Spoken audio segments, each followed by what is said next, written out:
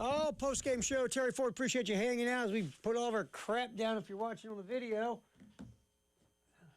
Too busy blathering there with Gunner and Dave and Tyler. Jalen's here. Good to see you, bud. Happy New Year, my man. Happy New Year to you, too, man. Good to see you as well. How you doing? Well, don't say how you doing, but like we learned last week. Were you here last week, too? Yeah, I was here. Happy New Year again. Happy New Year to you as well, man. Oh, man. So let me turn my phone on silent so we don't hear it go off. There we go. So how did you feel about last night's performance? I mean, Houston has a problem that they have a problem. They sent a message to the whole league last night that their defense is that really Their really message good. is they've got two criminals coming off the edge that will commit assault on you on every play, in Danielle Hunter and Will Anderson. Yeah. Aaron Rodgers was pressured on, like it was 43% of his dropbacks. It felt like 93% of his dropbacks. I do believe Aaron Rodgers walked into his car and Will Anderson hit him in the parking lot. I mean, it was to me, that was the matchup of the game, was the Houston defensive front versus the Steelers offensive line. Steelers were second in the NFL in pass block grade from Pro Football Focus. It looked like those dudes never, ever, ever before had blocked a pass rusher because the Texans just ran them over. Yeah.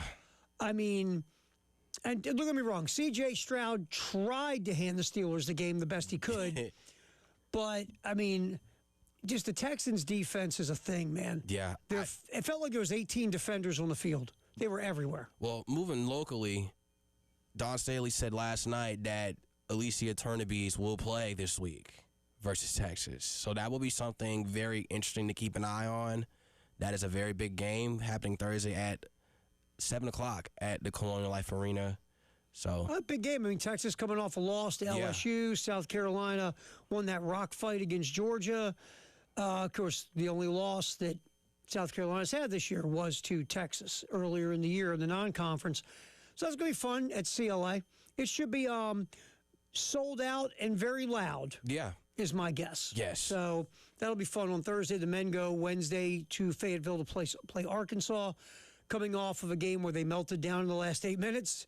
The ball, South Carolina shot the ball and it was allergic to going into the basket, is the best way to describe the last 8 minutes of that game. So we will obviously discuss that a ton. Nothing new in the portal for South Carolina today. I guess after the weekend, everybody's got to take a rest. Man. Take a nap. They were cooking. They were cooking over the weekend with the amount of recruit or portal gets that they were getting. I was listening yesterday. A lot of people are very high on Peak. I really like what Peak brings. And that was a very, very big get for Carolina to get on the offensive line. He should be your starting left tackle. Yes. And you added some other interesting pieces as well across the offensive line that you think are going to have a really good chance to start. Added some depth on the defensive line. Got an edge rusher. I like Scott, the DB from Kentucky. I mean, they did a lot of interesting to good stuff as this thing is rolling itself around. Also, this was interesting, and Bill and Tyler were talking about it, and Jordan Kay, who we're going to talk to today at 4:30, wrote a post about the spring game. The fact that there could not be a spring game this year because of the construction at Williams-Brice. And look, I'll say this selfishly. I like the spring game. I enjoy it. I know what it is. It's a vanilla game that you learn nothing pretty much about very few people. But I just think it's great that fans can congregate and watch some type of football in the spring. I like that. I know what it's not. I'm not pretending it's anything more than it is. And selfishly, we get to broadcast it, and it's fun for us to sit here and broadcast it. Yeah. So as a fan, I like it because it's a chance for fans to go tailgate, hang out, get together, bend elbows, go in, watch vanilla football, hope nobody gets hurt, go home. Right. Good, enjoyable outing. Enjoy some spring weather football. Hopefully it's not windy. Hopefully the pollen will go down to where people can enjoy it and not get sick and go home and be out of school for the rest of the week. I don't even think about the pollen. Look at you over there thinking about the pollen. But, I mean, as a fan, I liked it growing up because it gives you a glimpse of what could be possible for the upcoming season. So that's just my takeaway from it. I do. I enjoy the just the idea that you can get out in the spring and go watch some type of football. Yep. Again, that's just me selfishly. And again, really, you want to get selfish. We do the broadcast. We broadcast the spring game. So I enjoy it. It's fun. We sit up there and blather for a few hours and talk some football and have some fun. And, so I enjoy that from the professional part of it. But look, if you can't do it because of construction, the most important thing is have the stadium ready for the real games. Yes. And if you can't do it because of construction, I get it. I thought it was interesting. And again, it's not like a scientific survey, but Bill and Tyler kind of did a little, do you want to see the spring game played? Do you like the spring game, whatever, on the text line, on the Firehouse Sub text line. A lot of people were anti-spring game. I was a little surprised by that. I mean, I would go, okay, maybe if it's 50-50, I get it. But, Bill might be manipulating it for Bill's selfish purposes because he's Bill. But, I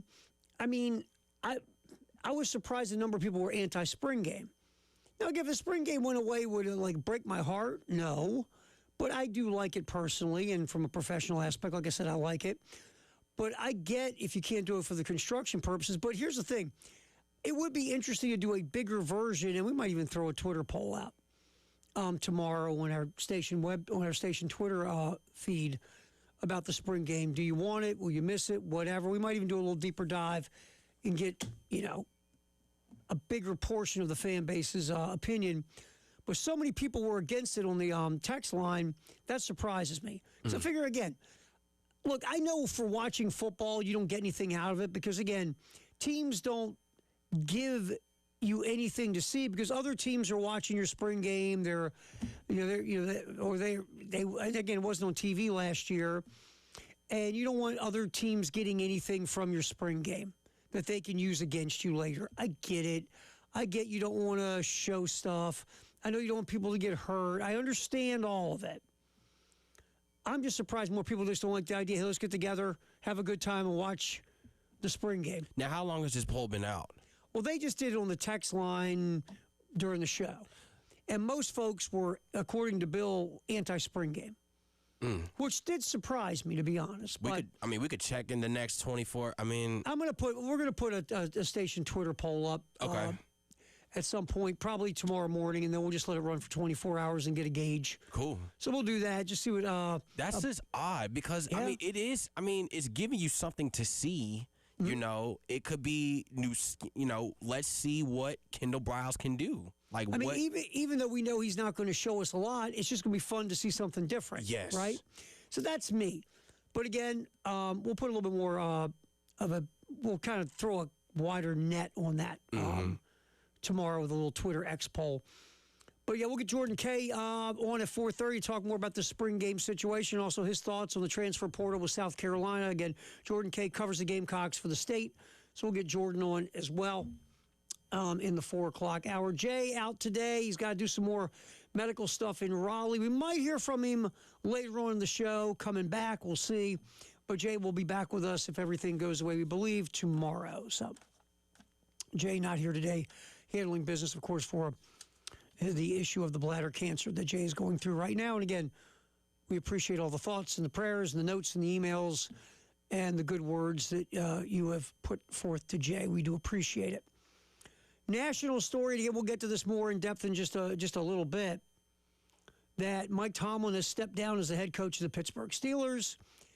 After that beatdown the Steelers took last night at the hands of the Texans, Mike Tomlin's Pittsburgh Steelers have not won a playoff game since 2016. That's over 2,000 days. Since nice math by you. Yes. Mike Tomlin, since his team went to the Super Bowl and lost to the Green Bay Packers in January of 2011, I believe it was 2010 when they played with that season, Mike Tomlin's team has won 3 playoff games. The last time Mike Tomlin's team went to an AFC Championship game, it's only been once since they went to a Super Bowl over 15 years ago, was 2016, the AFC Championship game where they lost to the Patriots. Mike Tomlin's never had a losing record. I get it. I agree.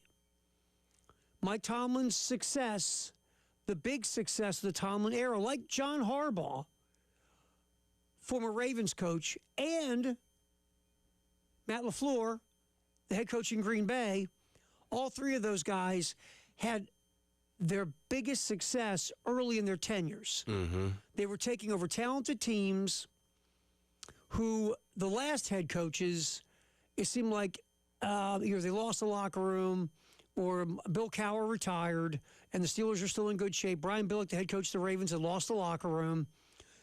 Bill Cowher, he had enough. And Mike McCarthy had 2 losing seasons in a row because it seemed like his message was being tuned out. But they took over talented teams, all three of them. And they had success early in their tenures, bringing a new voice and new philosophies and resetting, with 2 of them were resetting a culture in Baltimore and Green Bay. Again, Pittsburgh was fine.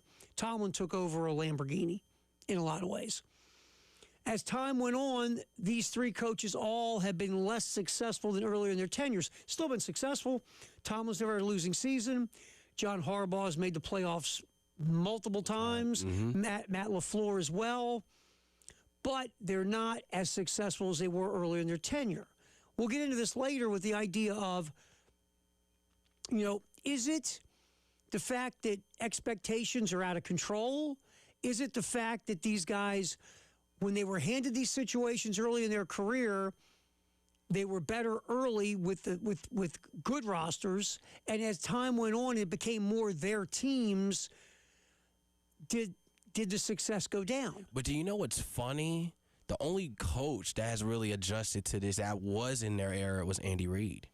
Well, Andy Reid, and Andy Reid's a Hall of Famer. Exactly. So And it's like...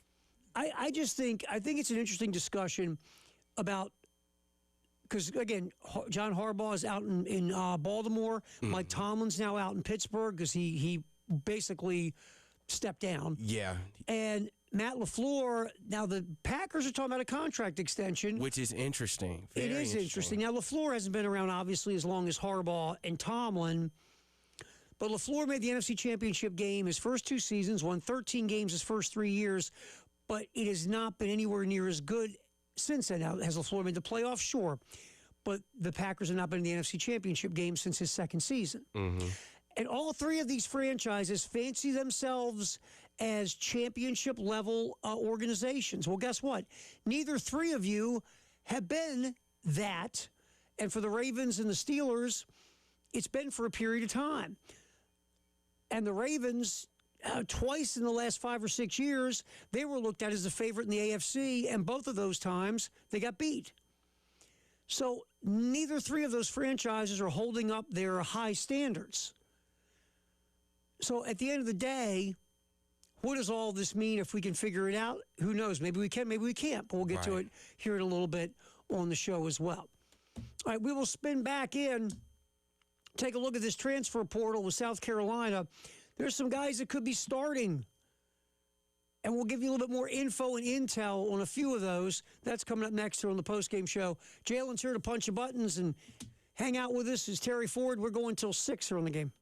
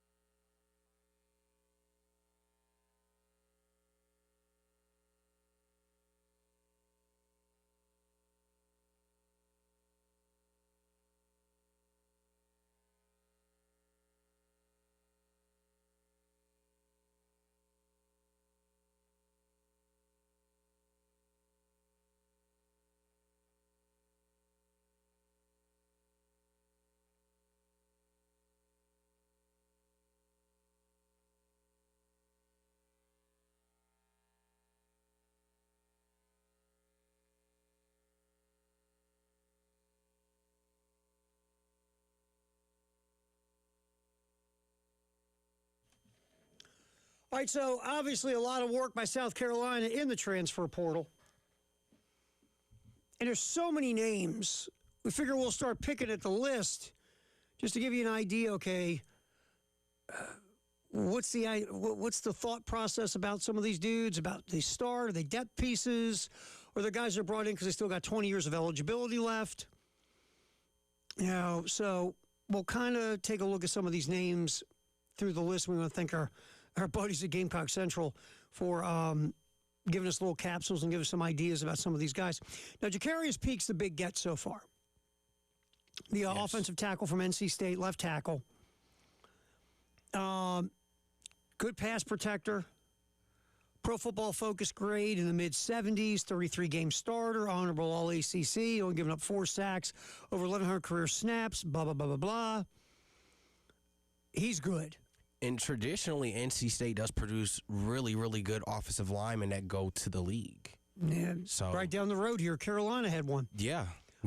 So I would be surprised if we don't see Jacarius Peake lining up the left tackle at South Carolina when this thing gets started.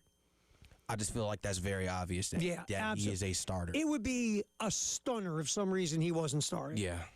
Emmanuel Poku from East Carolina, a guard at East Carolina last year. They play tempo at East Carolina, so Emmanuel Poku will be used to it here. John David Baker was the offensive coordinator at East Carolina. He's going off to Ole Miss now. But Poku, better pass protection grades and run blocking, allowed 0 sacks and only 12 pressures last year and about 500 pass snaps. And he's some big body tackles that they're getting, 6'5", 326. Yeah, so if you got Poku at guard, and then you have, Peake at tackle. Mm-hmm. So there you got 2 of your, if you feel like you have 2 starters right there. And then you got Carter from UCF. Carter Miller. Now, he's been at James Madison, Louisiana Monroe, Central Florida. Our boy likes to travel. Yeah. So this is school number 4.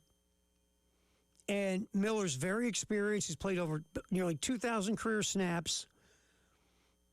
Pro Football Focus grades, okay.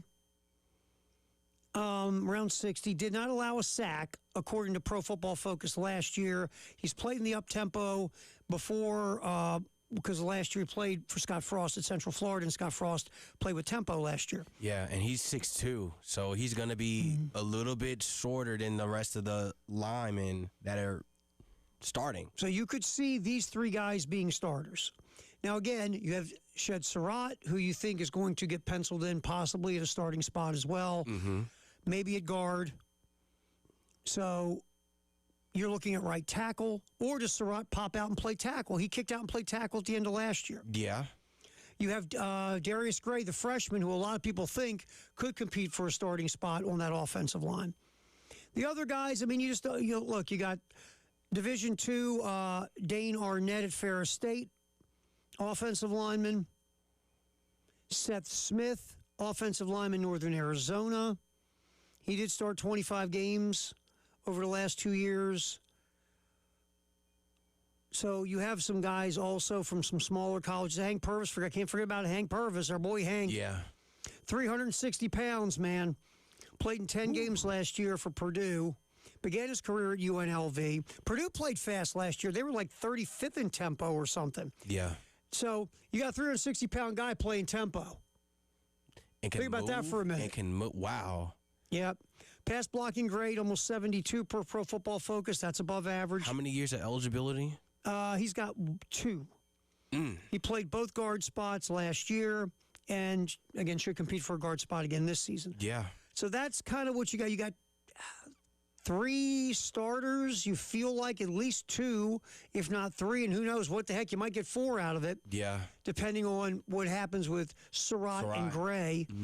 So that's kind of just a little rundown of the offensive line. Just right now, as we sit here in January, without anybody practicing, just from what the information we're reading and the needs that are on that offensive line, that's the kind of feeling you get right now. Just throwing it out there. Just getting you a little what's up. And I agree with you there. In that situation. And again, you'll be playing tempo. How does he adjust to playing a more up-tempo? And NC State was like 85th in the country in tempo. They didn't play fast.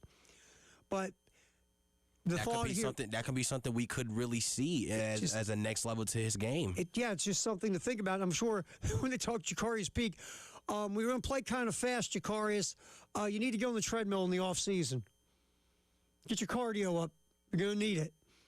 But that's just kind of an overview of the offensive line right now and where everything's sitting at for South Carolina. And we're going to look at some other spots today as well. Like I said, we're going to spin through it, take a look at, some of the guys in this massive transfer portal so far, and just give you some thought from what we're reading, some of the grades we see, and some of the insight on different folks, where this whole thing's going.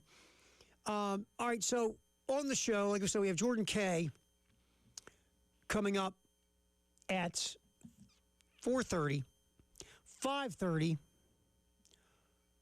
Mark Story, who covers the Kentucky Wildcats in Lexington, is going to pop on, give us a little insight on Quashid Scott. Quashid Scott from the state of South Carolina, plays high school ball here in Marion County, South Carolina. Yeah, Marion High School.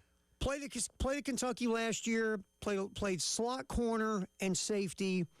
Really good Pro Football Focus cover grade of 75. The feeling is Quashid Scott could come in here and start. We're going to talk to Mark Story about it. He covered Kentucky football. He covered Scott for the Lexington Courier-Journal. And we'll get Mark Story's thoughts on Scott at 5:30. All right. Tomorrow night, men's basketball, 8:30 pregame, 9 o'clock tip here on the game in Columbia and our affiliate in Myrtle Beach as they take on Arkansas. Speaking of teams that like to play fast, Arkansas likes to play fast. Thursday night on our sister station, B106, you can hear South Carolina's women. It's a large contest. Hosting Texas. This is a conference game. South Carolina's only loss was non-conference to Texas in one of those tournaments, preseason tournaments, or I should say pre-conference season tournaments. So looking to avenge that loss. Also, an SEC conference game, which obviously carries weight, especially these two teams. I feel like they played 50 times in the last 2 years. So that is a 6:30 pregame, 7 o'clock tip on our sister station, B106.5. All right, again, we'll focus a little bit more on what happened nationally. Mike Tomlin stepping down as the head coach of the Pittsburgh Steelers after the Steelers pretty much got run over by the Houston Texans last night in Pittsburgh. Mike Tomlin out.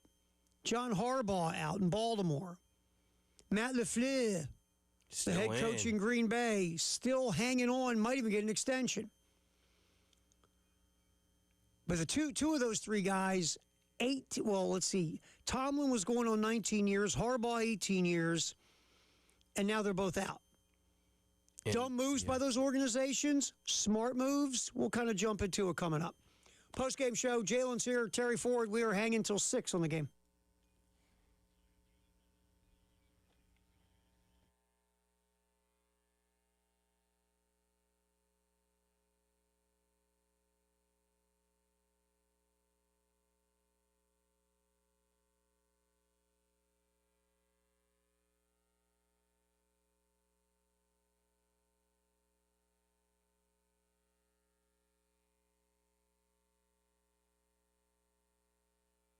Kreger Showrooms, formerly The Nest, in the Vista on Gadsden. We talk about this all the time, how experienced they are. They know, they're experts in what they know, the fields they're in, whether it's new appliances for your kitchen, you want to upgrade your bathroom, maybe with a tub. Tubs are fun. Also lighting, fixtures, plumbing, 100 years of experience at Kreger Showrooms. So if you're looking in the new year to do any of these things, to improve your home, the first thing you do is you call Kreger Showrooms. Give them a holler. Say what you want to do, and they will put you in touch with an expert that will then talk with you and kind of get an idea of what you're looking to do, your budget, things of that nature. Just call. Make that ring. 803-978-2025, 803-978-2025. Get started on making your home better in 2026. Call Kreger Showrooms in the Vista.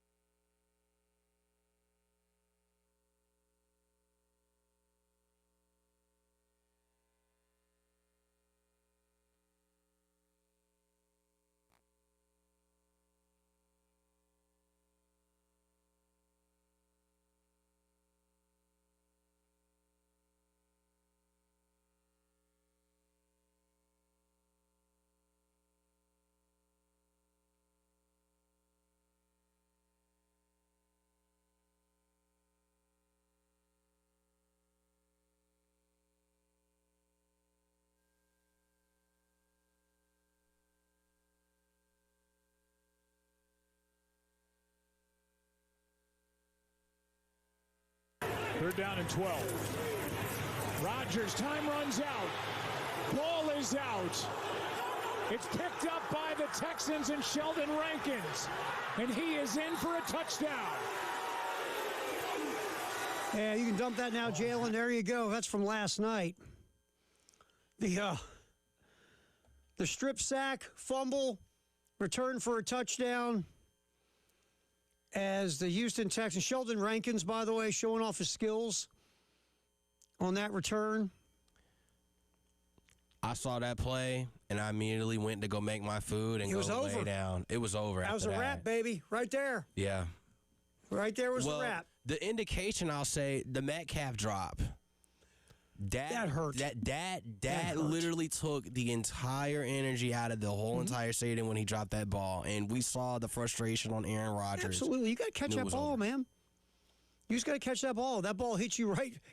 Obviously, DK Metcalf, a bad spot between the two hands. You got to catch that ball flat out. And it's funny that they got him for moments like this. Yes. And you just dropped the ball. Yeah. It's just funny. It's just very, very funny. I mean, DK Metcalf wants a big contract, but he wants to get paid by somebody. Well, that's not how you get paid by somebody. Yeah. I mean, not to be mean, man. That's a catch you got to make. DK Metcalf had some good moments this year. And he had some very head-scratching moments. Not good moments. Put it this way, DK Metcalf had 6 drops this year. That's not good. No. In any way, shape, or form. If you want to go get paid, I get you're a big play guy. You got a ton of speed and these physical gifts, but you got to get more consistent. Getting open. He got better at that this year, but you still got to better. You got to get better at getting open, and when they throw it to you got to get better at catching it. But DK Metcalf, that's a great point because that was that play. It changed everything. Because think about how suffocating that defense was. Yeah. And you finally had a shot, and what happened?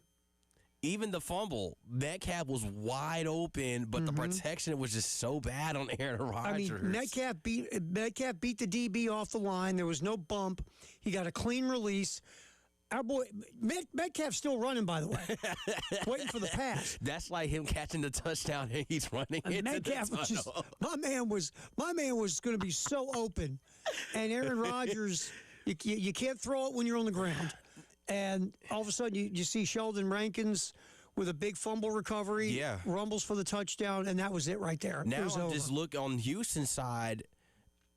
Should we be worried about New England?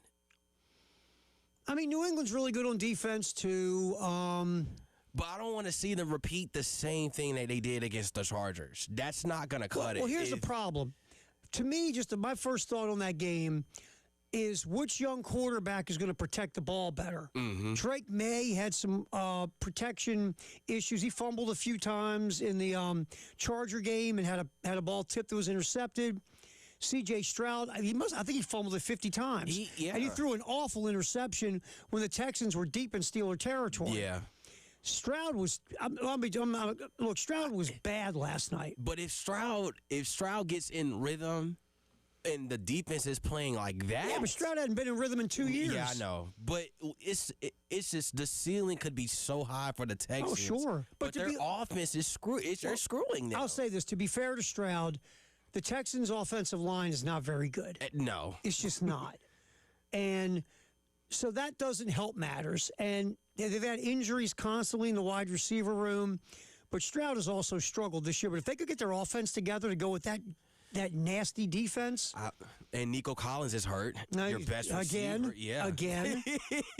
I mean, it's just, it's never, that's the thing with the Texans is, offensively, they just have injuries. The team that did not win the AFC South is still in. That's insane. Absolutely. All right, so Tomlin, that was such a beatdown last night. Tomlin went, I'm done. Yeah. Mike Tomlin steps down after 18 years in Pittsburgh. And look, Tomlin has never had a losing record. And if he wants to keep coaching, now he goes out there along with Harbaugh as the big fish for people to go get. And I think Tomlin's a good head coach. Don't get me wrong.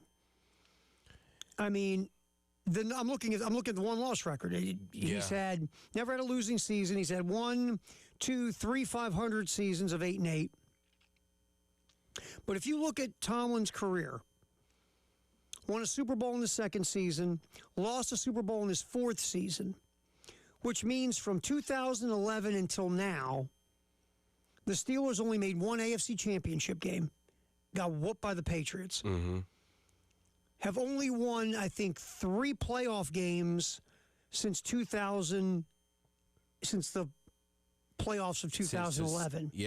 They won the division. They won the divisional round in 2016. They won the wild card round in 2016. Yeah, I mean, and they won the wild card round in 2015. Yeah, they've only won. They're 3-10, I think. And so look, Tomlin again. 3 straight 10-win seasons in a 17-game schedule. That's not great, but again, you have a winning record. You made the playoffs twice in these last 3 years. Yeah, or 3 times in the last 4 years. You made the playoffs. I think 5 out of the last 6. You're making the playoffs. You just can't win playoff games. And by the way, your team typically is not even competitive in these playoff games. And they're getting stuck in the wild card. They've been stuck in the wild card since 2020. So it's just. You look at this, Tomlin's a good coach, but I guess this is what it comes down to. If you're the Steelers, you always say the standard is the standard. You want to be measured by championships, trips to Super Bowls, deep runs in the playoffs. You haven't gotten that from Mike Tomlin but one time since 2011. Now, if you just want to make the playoffs, that's fine. You're doing that. I just don't know who they're going to get. Well, that's going to be the next question. John Harbaugh, how funny would that be? I was thinking. That would be hilarious. It's just the idea that it just depends on what you look at. If you are being measured by championships, and that's what the Steelers do, you have fallen way short in the last 15 years.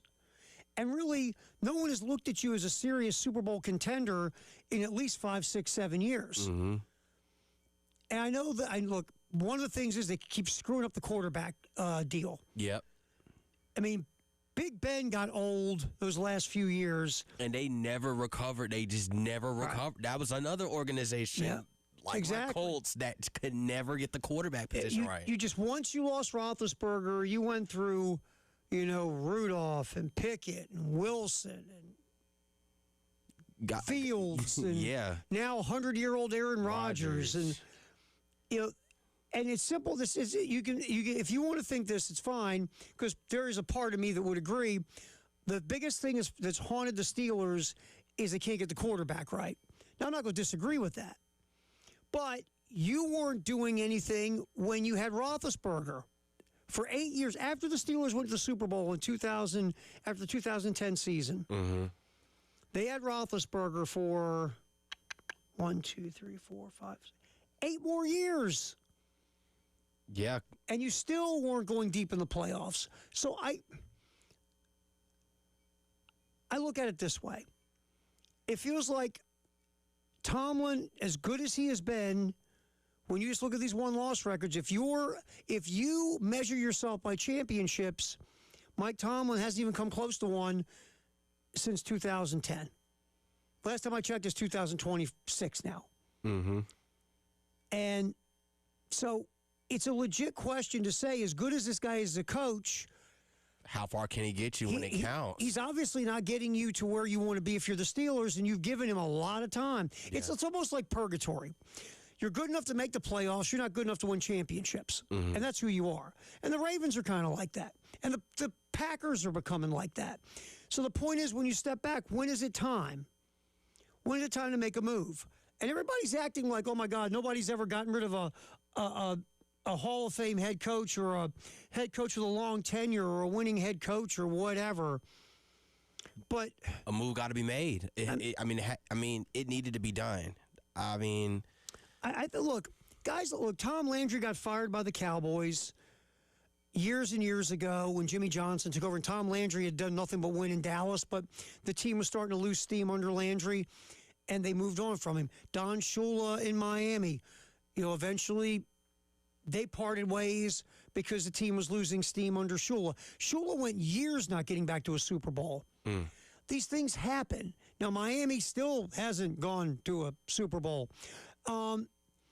And Dallas, of course, with Jimmy Johnson, won back-to-back.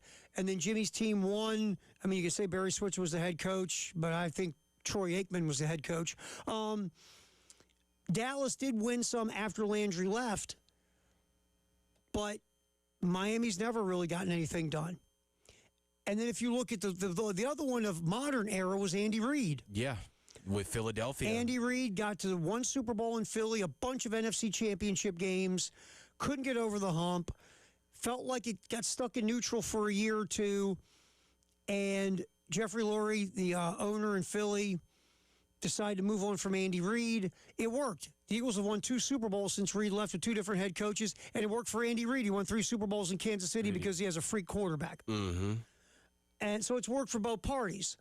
The one thing about when you make this move, there's no guarantee it's going to work. You could get worse. And you always understand this thing is okay, we want to get over the hump. Yeah, but you might fall down the hump. Yeah. And I'll give you an example.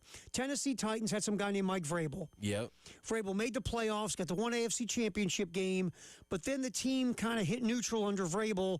Tennessee decided to pull the plug on Vrabel. How they been doing lately? Terrible. They had to fire the head coach that they hired within the year after they fired him. He's taking their New England Patriots. I mean, honestly, the Titans ought to be relegated to the Sun Belt. I mean, they're terrible.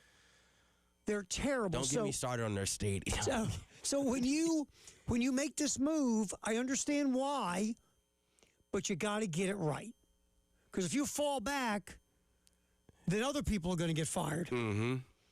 But Mike Tomlin walked away from the Pittsburgh Steelers after 18 years. We'll talk more about it through the show. All right, we will reconvene here in just a few seconds here on the postgame show. Terry Ford, Jalen's here. Have a quick conversation about men's basketball taking on Arkansas tomorrow night. That's next on the game.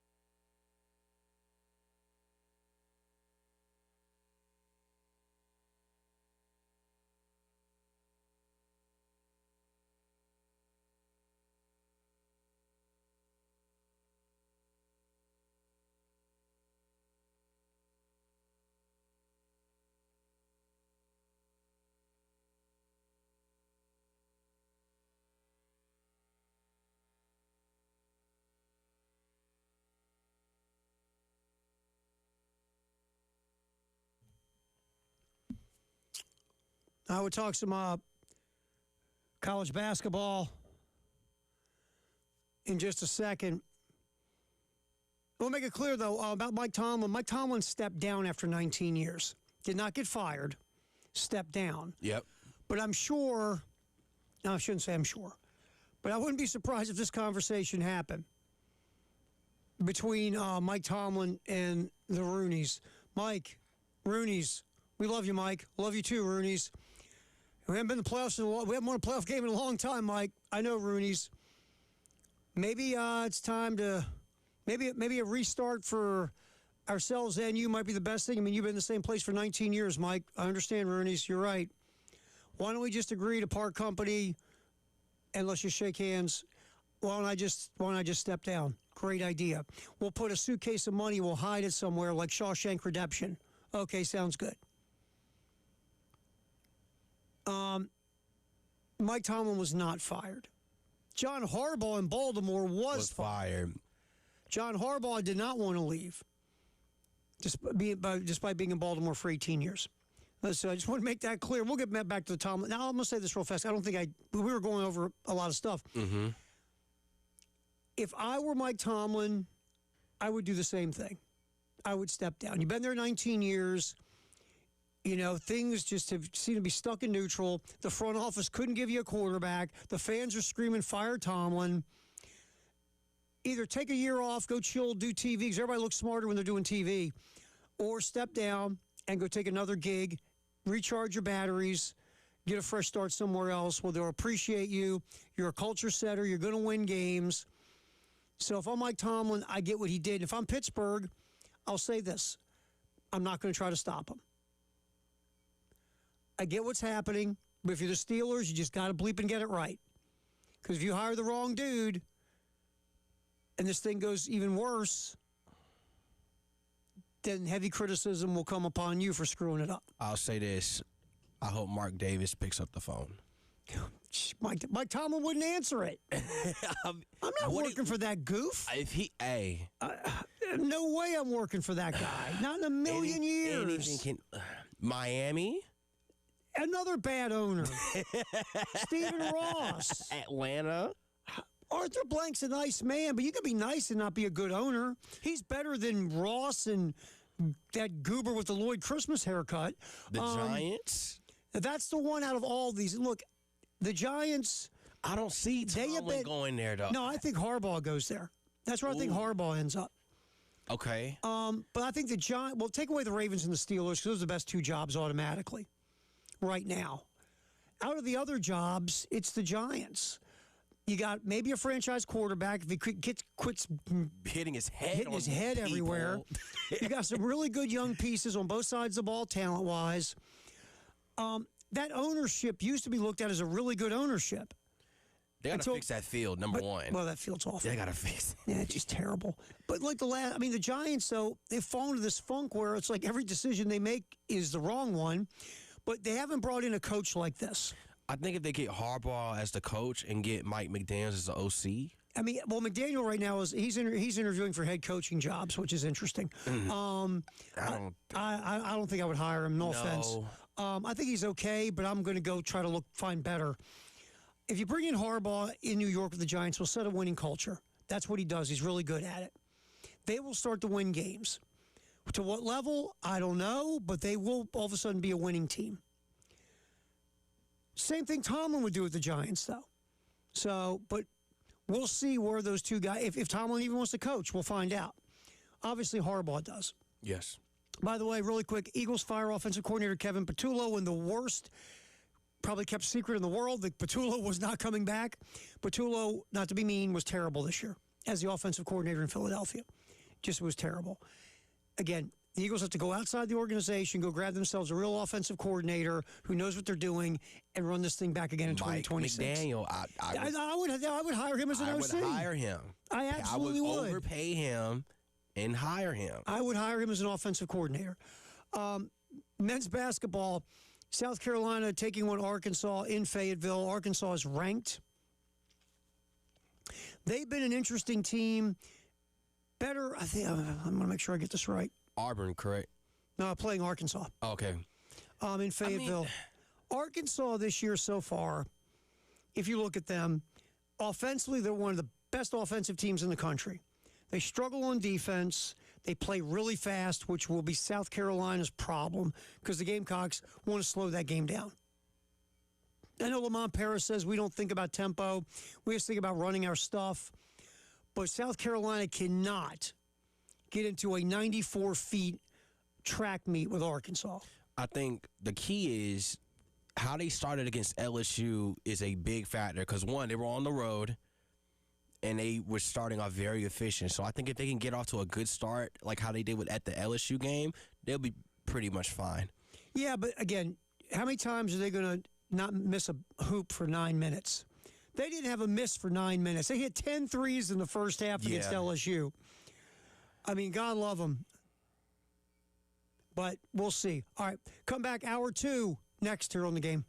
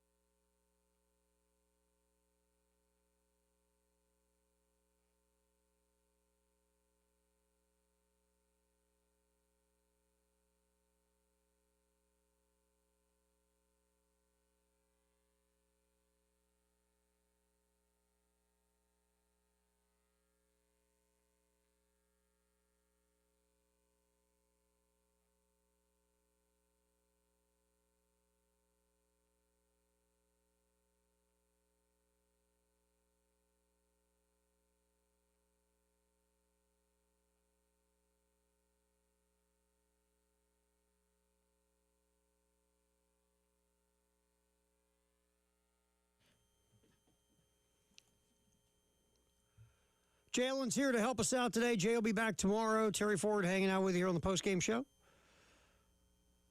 As we go till 6 o'clock. Again, 8:30 tonight or tomorrow night, 9 o'clock tip. The men will be in Fayetteville taking on Arkansas. The women Thursday night on B1067 will go up against Texas at CLA. 6:30 pregame, 7 o'clock tip. Huge game between the men and the women. So that's coming up here this week. This is interesting. I want to get on. I found it on my. Jalen told me about this. I want to dig into it a little bit. Yeah. The NCAA, I should say college football coaches, voted unanimously to alter eligibility rules in hopes of expanding redshirt seasons from 4 games to 9 games at the AFCA convention. Currently, a player can redshirt if he plays 4 or fewer games during a season. But because, you have your transfer portal now, NIL, there's more pressure to put impact first-year players on the field like a Dylan Stewart. Mm-hmm. So you can get the most out of the investment. So basically, it's like, okay, if you have a first-year player, he's only limited to 4 games or he loses that year of eligibility. I mean, if you could play him you almost play him the full season, Jalen, if you play him 9. That's what I was about to say. I was like, that's literally almost the full season right there. Now, to me, that's like, okay, so you're going to play somebody up to 9 games and then say that whole year is not eligible. It's a red shirt. I think that's too many games. Yeah. I'm sorry. If you want to make it like 6 where it's or half 5. the season, okay. But 9? What the hell? I mean, it's almost the whole year. Yeah. Why don't you just say their first year, you can play them the whole first year and it doesn't count? I mean, that's almost what you're saying by putting 9 games. I know, look, you play a 12-game season. If you get to the college football playoff, you might have more games, a conference championship game. But still, just looking at the regular season, 9 games, it's almost the whole year. I get you want to, play these guys, the impact freshmen, as much as possible and still save a year of their eligibility. I get it. But that's a lot, man. Yeah, I mean, lot. And then also, too, you're dealing with Trinidad Chambliss' whole situation. That kind of... in that case, to me, because the NCAA is... I can't remember the last time they've been this transparent about an issue. It feels like the evidence isn't there to give him his extra year. And that's the problem.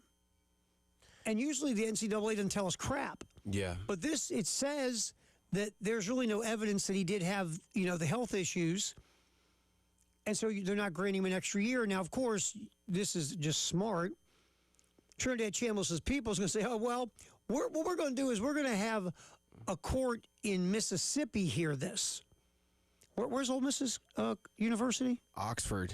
And is that Mississippi? Yes. Interesting. What a coincidence. So basically, you're going to get love from a local judge to give you an injunction, and you hope that injunction will last long enough for Trinidad Chambliss to play another year. I get what you're doing. It's okay. Give it a whirl. Hell, it's the Wild Wild West. Do whatever you want. See if you can get away with it. But that's really the game plan with Chambliss. It's just everything. Look, this whole world of college athletics we see now is so crazy. Different. It's different. It's just nuts. It's different. You got no adult in the room that's looking over anything or looking out for the best interest of the sport. It's a mess. It's just a mess. And now, look, I get what coaches want, but 4 to 9's a heck of a jump, man. Yeah. Like you said, 6 would have been nice. That's a little bit better. I mean, it's just, but that interesting story. And appreciate Jalen for pointing it out on CBS.com. You're welcome. All right, so we've been kind of going over some of these transfer portal additions for South Carolina, giving you an idea of guys who might actually have a chance to start, or maybe they're just depth pieces. We brought up Quashid Scott, who's transferring in from Kentucky. Scott last year, again, played nickel, played safety, really good in coverage. Looks like Scott could be a starter either at the nickel spot or the safety spot, because again, you lost Jalen Kilgore, your nickel, DQ Smith, your safety. Scott, it looks like, will at least be the front runner for one of those two spots before it's all said and done. An interesting name in the running back room is Jabri Wallace-Coleman, who's coming in from Penn State. Yep. Dude has talent, former 4-star. Obviously, Stan Drayton was his coach at Penn State, position coach. He committed to Georgia out of high school before flipping. He was a top 25 running back in his class. He just couldn't get any playing time because Ketron Allen and Nicholas Singleton were hogging all the carries at Penn State. So Wallace-Coleman does have talent. He does. So we'll see how he mixes in with the rest of this running back room. But keep that one in the back of your head. I will.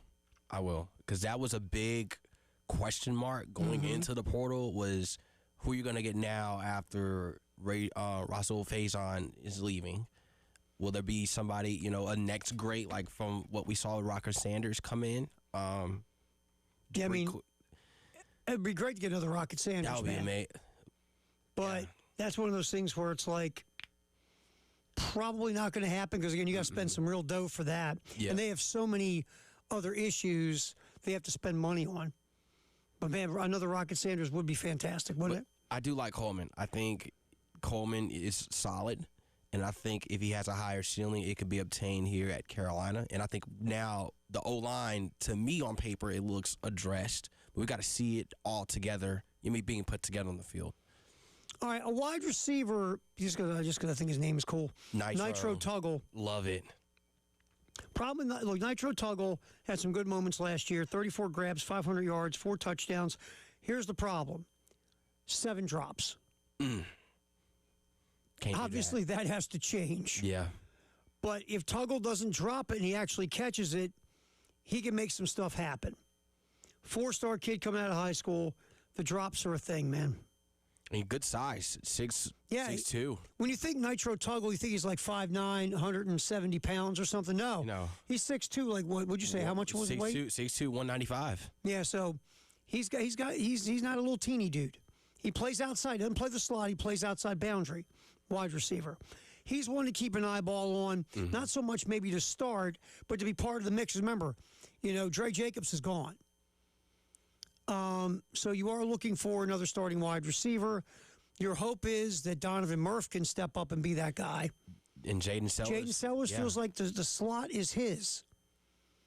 And then, of course, you have Nick Harbor. And the interesting thing, we were talking about, one of the first portal pickups was Jaden Gibson. What is he going to bring? Well, it's funny. I talked to someone really close to the Oklahoma program for a while, a guy who also had played there, and he told me the thing with Gibson is keeping him healthy. Okay. He's a big dude. He's 6'5". He's skinny. 186. Yeah, he's skinny. He's like Terry Ford skinny. God, I hope he can lift more weight than me. Get this bar off my chest. Gibson, from what I was told, high points the ball really well, goes up and gets it. Good jump ball guy. Will be a good red zone guy. He runs well for his size. He's just got to stay healthy. That's the key. So those two guys are interesting at wide receiver. And Carolina, Aaron Nolan just committed to Memphis. There you go. Well, that's not a bad move for Aaron Nolan. Yeah. Go to a Group of 5 school. There's going to be a quarterback competition at Memphis. If my memory serves me, I'm pretty sure. So he gets a chance. Yep. It just didn't work for him here. He got passed over by everybody. Yeah. And again, look, I know a spring game isn't everything, but I remember watching him in the spring game last year. And I know he hadn't been on campus for a bit, and that's what I kind of chalked it up to. He just got into campus a little while ago. He didn't look comfortable throwing it. I mean, he just looked kind of out of whack. But maybe he continued to look out of whack because Cutter Woods passed him. Obviously, Luke Doty passed him. Aaron Nolan was brought here to be the next in line. Yeah. And now he's off to Memphis after he got passed up on the depth chart. So Aaron Nolan to Memphis, good deal. All righty then. There we go. By the way, in case you missed it, Bo Prabula committed to Virginia. So the former Missouri quarterback. I believe it's what I just saw going over the blur. Well, that's a good pickup by Tony Elliott after the season that they had this year. So I like Pribula. I know he was a little inconsistent a bit last year at Missouri, but it was his first year as a starter. I mean, honestly, I thought he had some good moments. Me too. Yep, he transferred to Virginia. Now it's pressure now on Coach Eli to see who you're going to get. Well, they've got Austin Simmons. Okay. From the kid from Ole Miss who was going to be was the starter early in the year, then got hurt and then couldn't get his gig back. So Austin Simmons is rolling off to Missouri. And like I said, we'll pick back at this whole transfer portal list, give you some idea of players and what they could do possibly. I'll throw one more out real quick. The edge. We talk about the Collins brothers, and we'll get to Kelby Collins in a minute. Drew Collins, though, at Arkansas State, didn't start. Did get snaps at the edge, though. Had 3 sacks his redshirt freshman season. He's interesting. He's going to Deion Barnes, the new edge coach, will get to work with him. He's got 3 years of eligibility left. There's some serious physical tools there. I'm not saying he's going to start across from Dylan Stewart. There's going to be a hefty competition there. But he's an interesting guy to keep your eye on, Drew Collins. We'll get to more of this list here during the show. Remember, bottom of the hour, 4:30, Jordan Kay from the state newspaper. We'll talk Gamecocks with Jordan, obviously. And a post that Jordan put up yesterday about the spring game that we could, I'll be honest with you, I don't think we're going to see a spring game because of the construction issues. Yeah. Because, again, it's more important to get Williams-Brice ready for the season than stop for a spring game. I again, selfishly hope we have a spring game. I like them. And we get to broadcast it. So, selfishly for Old Terror, I want a spring game. Mm-hmm. But if we don't have a spring game this year, I get it with the construction now. But the question will be moving forward after this year, will the spring game come back? Feels like Shane likes the spring game because of the atmosphere, and it's good. He brings recruits every year to the spring game. Mm-hmm. So I think it has a pretty good chance of coming back in 2027, but for 2026, my feeling is most likely we will not see it because of the construction. I think it'll come back. It's going to come back. I'm hoping. I hope he doesn't go the route that Goofy Matt Rule. Oh, everybody's filming everything and they're going to steal my players.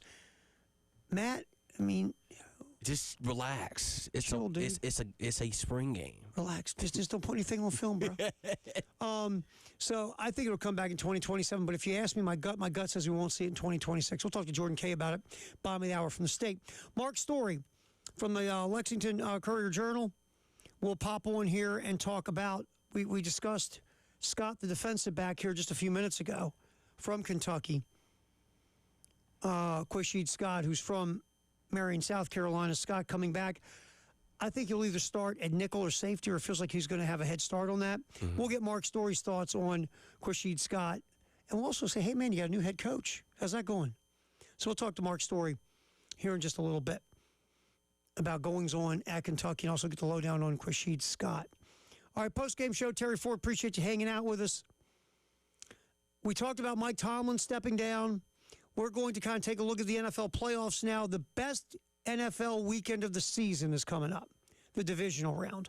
We'll get into that next year on the post-game show. Jalen's here. Terry Ford, Jay will be back tomorrow here on The Game and the Game Network.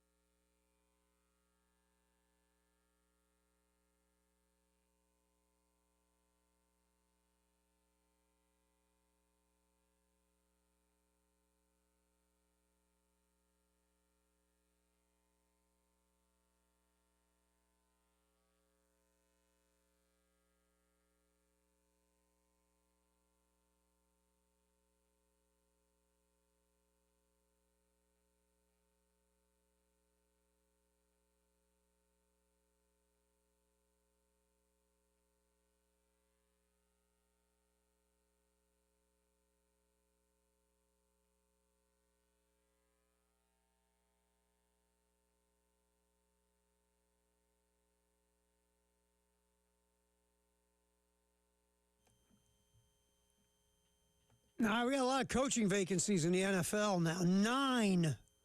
Nine coaching vacancies.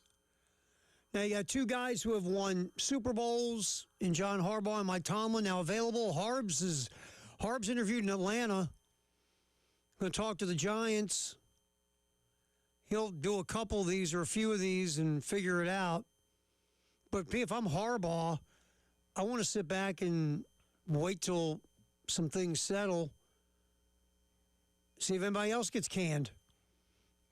Yeah, he has to take his time and do it right. Yeah, I mean, because last thing you want to do is land in a crap spot. And a lot of these, but this is like, you know what this is like? This is like walking through. I remember my dad's family, my dad grew up on a farm in North Carolina. Mm-hmm. And I'll never forget, you had to walk through this field because it had a big family cemetery, which was really wild to look at. People buried there from 1870. It was interesting. But to get there, you had to walk through this field. And I remember Uncle would always say, hey, watch out when you walk that field. There's a lot of cow crap everywhere. Mm-hmm. The last thing you want to do if you're John Harbaugh is step in cow crap. Yeah. Because there's a lot of it out in these openings. Again, we talk about bad ownership. A lot of these openings, bad ownership. Cleveland. Especially walking in it with a clean, fresh new pair of boots. And once you step on it. Ready? You're Christmas. You just got these cool shoes for Christmas, right? Yeah. And you're walking across the field and you step in cow crap. That's not what you want to do if you're John Harbaugh. Just saying. You got 9 openings. And a lot of them, bad organizations with bad owners. And so you want to get it right. And Mike Tomlin, there's talk you might just go to TV, which... That's not a bad move either. That's not, because you know what? You're undefeated. Right. And he might go there for a year, maybe 2, relax, chill, recharge, and then go take a gig. But Bill Cowher retired from the Steelers, and for a few years there was talk Cowher would come back. Cowher never came back. Yeah, he stayed with CBS. He was like, I like this. Yeah. I like this cushy TV stuff, man. I like this. So... we'll see what Tomlin does. Harbaugh, he wants to coach. And Tomlin might do the same thing. We'll see. But besides those two guys, and look, I will say this. I like Kevin Stefanski, the guy that just got canned in Cleveland, the head coach. He got Cleveland to the playoffs twice. Twice was NFL Coach of the Year. And he did it with craziness at quarterback. The Deshaun Watson trade pretty much cratered everything in Cleveland. And so Stefanski was playing with one hand tied behind his back. I think Stefanski's a good head coach if he gets a reset somewhere else. And that's a legitimate quarterback to Yes, he has develop. a real quarterback, and he doesn't have a goober owner and a solid front office. I think Stefanski could be successful. But besides that, you got a lot of unknown guys. A lot of them. The Clint Kubiaks and the Jesse Mentors, and then you got a Mike McDaniel who wants to be a head coach again. Brian Flores, his name is going around again. His name is popping back up. I don't know if there's. I do not know if there's. You take away Tomlin and Harbaugh and maybe Stefanski. I don't know if you've got 6 other guys who are ready to be head coaches. Think about it. You have 32 teams in the league. You have 9 openings. Yeah, I don't know. 9 openings. Now, again, right now, the Ravens and Steelers, those are the best gigs. You'll get the best guys. Yeah. The ironic part is the 2 best guys you just got rid of. So you have Arizona, Atlanta, Baltimore, Cleveland, Las Vegas, Miami, the Giants, Pittsburgh, and Tennessee. We already talked about the dumpster fire ownership situations in Miami. Truck stop Jimmy in Cleveland's a disaster. Arthur Blank's a nice man. He's trying, but they just can't seem to get out of their own way in Atlanta. Tennessee's a disaster at the ownership in the ownership office. Again, Arizona is interesting. Arizona's bad ownership too, with Michael Bidwell. Then it's what do you do with Kyler Murray?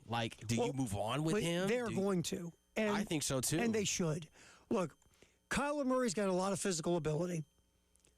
But it comes down to, it feels like from the outside looking in, I mean, you watch him play. There's some games Kyler Murray looks great, right? And there's some games Kyler Murray, you're like, you drafted him in the first round? Really? Right. And to be honest, he was supposed to be doing what Caleb Williams is doing right now. I mean, yeah. I mean, look, Kyler Murray's biggest problem is Kyler Murray. Yep. And that's the thing. Again, when you have to put something in a guy's contract that he has to actually watch film and study, what does that tell you? Kyler Murray, he just thinks he's so physically gifted, he doesn't have to, well, I'll have to watch film. Haven't you seen me run around and play? I don't need to study anything. They got to study me, dude. It just, Kyler Murray doesn't get it. Yeah. And that's the problem with Kyler Murray. You can't give Kyler Murray $36 million guaranteed next year to be who he's been. And you saw this year, they didn't want to put him back on the field. They were scared he was going to get hurt. Yeah. So Kyler Murray's done in Arizona. So Arizona doesn't have a quarterback. They do have a high draft pick. I think they do have a lot of cap space, though. But they're bad ownership. So as a Baltimore Ravens fan, would you want Kevin Stefanski as your coach? Would I want Kevin Stefanski? I would be open to it. Okay. I would be. I would be open to Kevin Stefanski. Because, again, I think if you put him in the right spot with a real quarterback and a real front office and good ownership, I think Stefanski can do well. I really do. You can make the playoffs twice and be NFL Coach of the Year. Twice. In Cleveland? With that mess? And that's a mess. The ironic part is the guy that made the Deshaun Watson trade, Adam Berry, the GM, did not lose his job. Right. He didn't lose his job. I tell you, he must give Jimmy truck stop Jimmy pedicures or something to keep his gig. Yeah. Hi, truck stop Jimmy. Can I rub your feet? Sure, Andrew. Come on in. So I think I like Stefanski. I would be open to the possibility of Stefanski taking over the Ravens because I think the guy's a good head coach. Yeah. I just think he was in a terrible spot in Cleveland. Now, I don't know. If he gets this Giants job, then it's like, where the hell does John Harbaugh go now? Like, look, I think you sit in Atlanta with Arthur Blank, and he's a nice. Again, I've heard nothing but good things about him as a person. It's going to be a nice. Blank's going to take you to dinner at the best steakhouse in Atlanta. He's going to be nice. He's going to use his napkin when he gets food on his face. He's going to say, "Hey, get anything you want on the menu. You want some dessert? Great. Hey, you want to stay at the hotel, that 10-star hotel? I got a 10-star guest house. Hi. Well, Arthur Blank is a nice man, but he's just not been consistently a good owner. And part of it's been Richie McKay, who's still around. Mm-hmm. If I'm John Harbaugh, if I'm anybody with any juice, if Atlanta offers me the job, I'm going to say on one condition, what? You get rid of Richie McKay. You don't get rid of Richie McKay, I don't want the job. Richie McKay has been a problem in Atlanta in that front office, whether GM, executive in any capacity. That guy's been a problem. He could be on the hot. I mean, and then, too, they're bringing in Matt Ryan as the darn president. Well, see, here's the thing. That's another unknown. If I'm John Harbaugh or anybody that's going to interview for that job, because I think Matt Ryan gets the gig. He's Matt Ryan. Yeah. I think they're going to give him the gig because it's the Atlanta Falcons. They do things like this. If the Falcons hire Matt Ryan to run the show, if I'm John Harbaugh, I want to talk to Matt Ryan before I take the job. Mm-hmm. We've got to be in lockstep. We got to be on the same page, same set of eyes. Because I'm not going in there without myself and the guy that runs the show on the same page. And then if I'm John Harbaugh, how much power do I get? See, and Harbaugh's not this guy, but Harbaugh, because of his record, could probably walk into one of these dumpster fires and say, I'll take your job if you give me full control. Now, that doesn't work. Most coaches fail at that. I wouldn't do it if I was, but John Harbaugh could do that, like in Arizona or in Miami. Because I don't think Miami's still dealing with their front office. Because if I'm John Harbaugh, I've got so much leverage here. I'm not going into a bad situation. And that's something else with Atlanta is you got some stuff there in the upper levels of your football organization that's got to get fixed. Mm-hmm. But they got talent. Bijan Robinson, Drake London, Kyle Pitts. I love the young pass rushers. I'm a huge James Pierce guy. Yep. They've got some interesting pieces in Atlanta. They just need the right head coach. Harbaugh could be the right head coach. And they got to fix the quarterback position. I mean, well, that's the problem. That's another issue. See, if I'm going to take the Falcons job, I've got to tell them I'm not. I am. Michael Penix has to sell me on Michael Penix. I wouldn't have taken Michael Penix that high in the draft. I thought that was a mistake. I think so too. And again, Penix is injured. Obviously, that's a huge problem there is the quarterback position. All right, our buddy from the States. Going to get Jordan on here to talk about the spring game and other Gamecock stuff. Jordan K next, right here on the Postgame Show on the Game and the Game Network.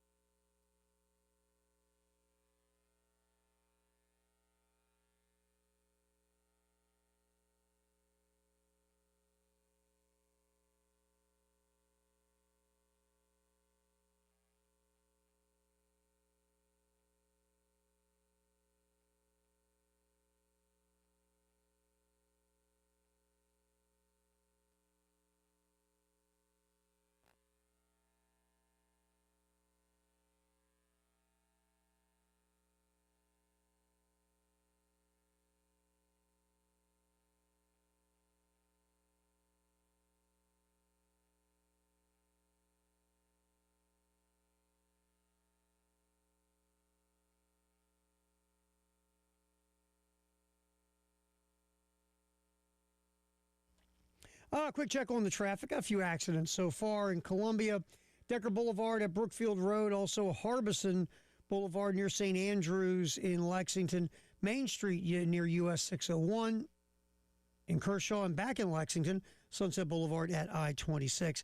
Jordan Kay, our buddy from the state, coming up next, talk Gamecocks and spring game. That's next on the postgame show.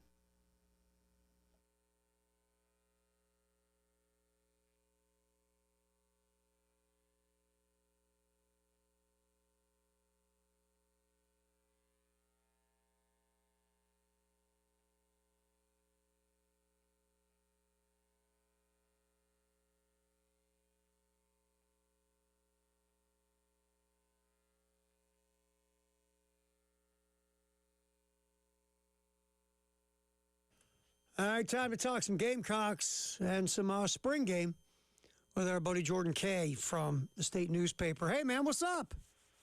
How are you doing? Thanks for having me on. Oh, man, thanks for not blocking my text. No problem.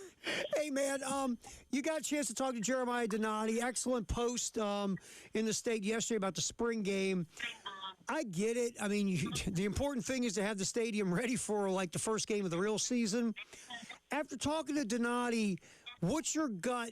Do you think we see a spring game in 2026, or do you think because of all this construction, there's no way?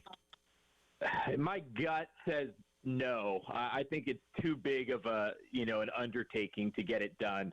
I mean, right now they got crews going. I mean, it's 200 people. They're going 6 days a week, sun up to sun and their goal is to get it done by August 13th. So that would give the football team, 2-ish weekends to maybe scrimmage there and then get things ready. That also kind of gives them a little bit of a buffer in case things go wrong or the weather sucks or whatever. So the problem of playing a spring game is you've got to shut down construction. And it's not like, hey, let's go shut down construction for an hour or two. You've got to make sure that everything is safe, it's up to code. You probably got to take out a lot of machinery, go park it somewhere. I mean, you're talking about maybe a day or two to get everything ready for fans and then a day or two to put everything back. And it's kind of a question of, like, could you do that and then still hit the timeline? And is that worth it? It just seems like a lot to have happen to get the spring game going. My gut says no, but I think South Carolina is going to try everything in their power and talk to everyone and see if they can make it happen. Yeah, when I was reading your post, it was like, I don't know how the hell you do this, man. Yeah, that's the feeling I got, too. Jordan Kay with us from the state. Now, I'll say this, too. We know that there are coaches in the country who don't want to do spring games anymore. Matt Rule was the leader of the conspiracy theory, put the tinfoil helmet on stuff about people hiding in the bushes trying to steal Nebraska players because, Nebraska's been so good. Let me ask you this. It seems like Shane Beamer likes the spring game, and one of the reasons for Shane, it's a great recruiting tool for him. Yes. Do you think it would – let me ask you this. Just your gut. Let's say they don't play it in 26. Do you think it comes back in 27? I think it might. I mean, this is not talking to anyone or anything, but, I think the entire, east side of the stadium would be done by 27, so you could maybe play it with half the stadium. I think that's a possibility, but there's also a chance, you run into the same problem you are this year. And this is not just a South Carolina thing. Florida State canceled their spring game because stadium construction last year. Missouri, I think last February, kind of came out and said, hey, we're canceling the spring game for 25 and 26 as they're trying to get their stadium done. So this is not just a South Carolina thing. There's a lot of schools that kind of realize, hey, the construction and getting this stadium done on time is more important than the spring game, and it's just too much of an undertaking to get it done. So, I think maybe you could, if it doesn't happen in 26, I think maybe there's a chance you have fans on the east side in 27, but who knows? That construction timeline is going to be even tighter. Jordan Kay from the State Newspaper hanging out with us on the AAA Heating and Air hotline on the postgame show here on the Game and the Game Network. All right, so let's move forward. Last time I checked, 214,119 players have come through the transfer portal to South Carolina in the last few days. I mean, it's been insane. That's the official number.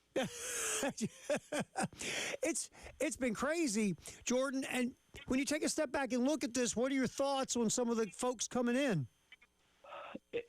I think a lot, on paper, they seem to have filled some holes. You look at the Pete kid they got from NC State.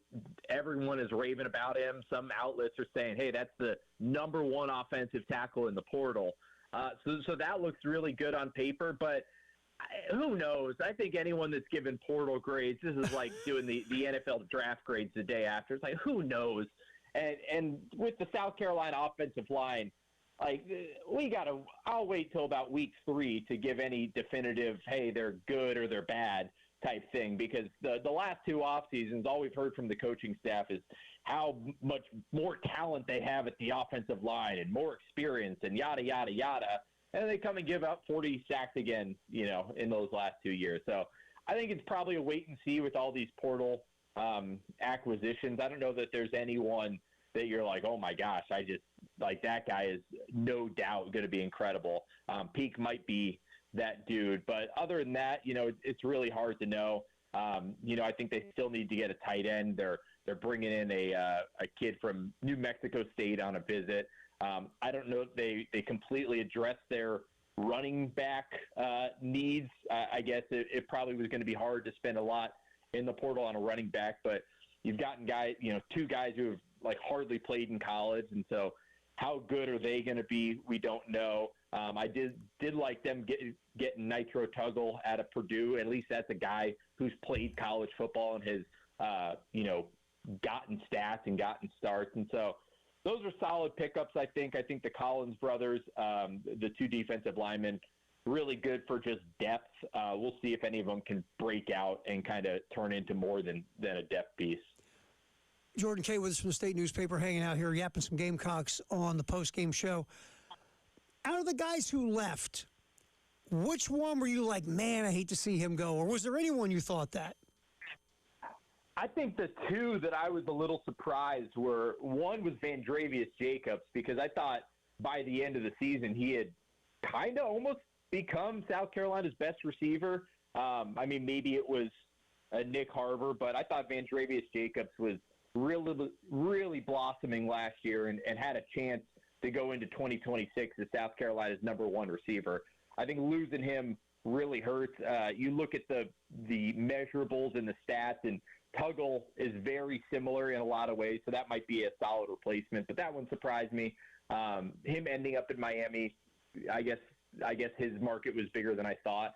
The other one that kind of, just surprised me a little bit was, these 2 tackles that South Carolina had, Josiah Thompson and Cason Henry.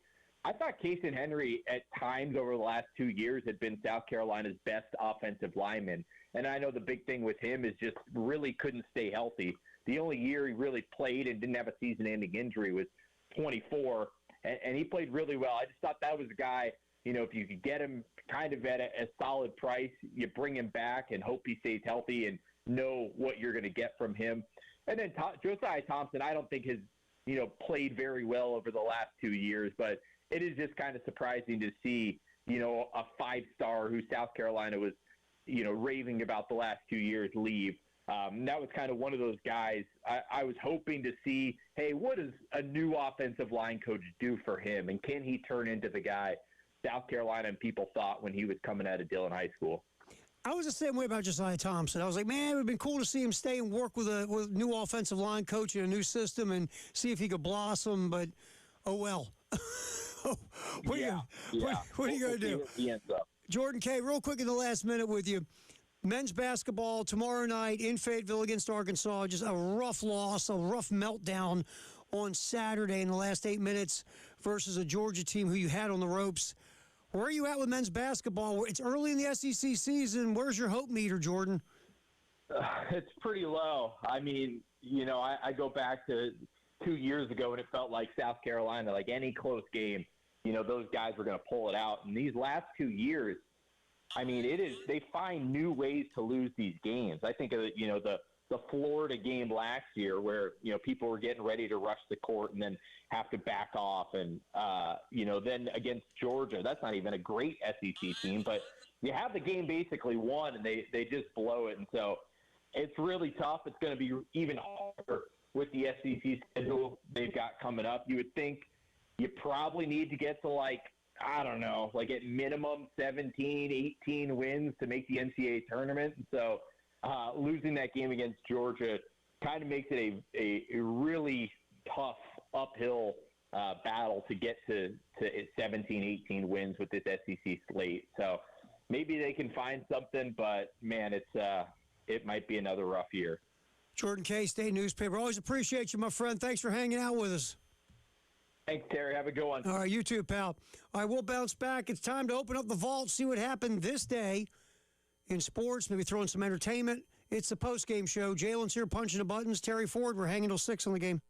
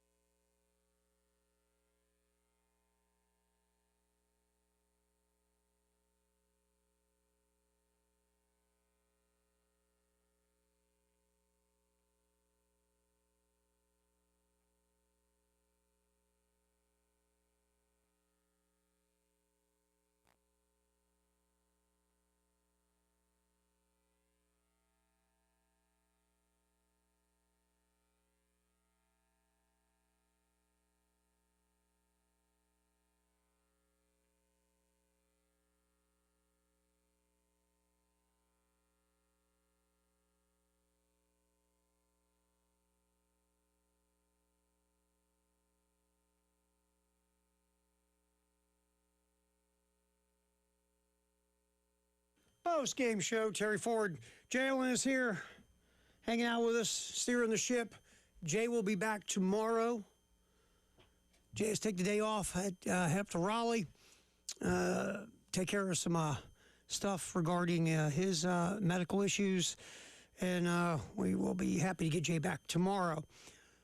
All right, so we open up the vault. I got some good stuff in sports history today. Okay. And we'll throw you a little trivia, too, before it's all said and done. Cool. All right, we'll start off with, every now and then we do a little old school, not much. We go old school. 1962, Wilt Chamberlain scored an NBA regulation game record 73 points as the Philadelphia Warriors beat the Chicago Packers, who later became the Green Bay Packers. No, I just made that up. But, yeah, beat the Chicago Packers. That was a real NBA team. 73 points for Wilt. This day in 1974, the Miami Dolphins won their second straight Super Bowl in their third appearance with a 24-7 win over the Minnesota Vikings. That was the last Super Bowl I do believe Don Shula won as a head coach. So that was in 1974. This was a very controversial rule. I remember this. 1986, NCAA schools voted overwhelmingly in favor of adopting the controversial Prop 48. Or Proposition 48. The rule requires that incoming freshmen maintain a 2.0 grade point average and score 700 or more on the SAT or 15 on the ACT. Now, again, there were a lot of folks, or I shouldn't say a lot, but some folks, led by John Thompson at Georgetown, who thought this was an awful rule because, again, testing for the SAT and the ACT, some of that is very cultural and very unfair. Because different schools are in different. Some schools have more resources. Does that sound a nice way to put it? Yeah. Some schools are more ahead than other schools. I'll put it. Yes.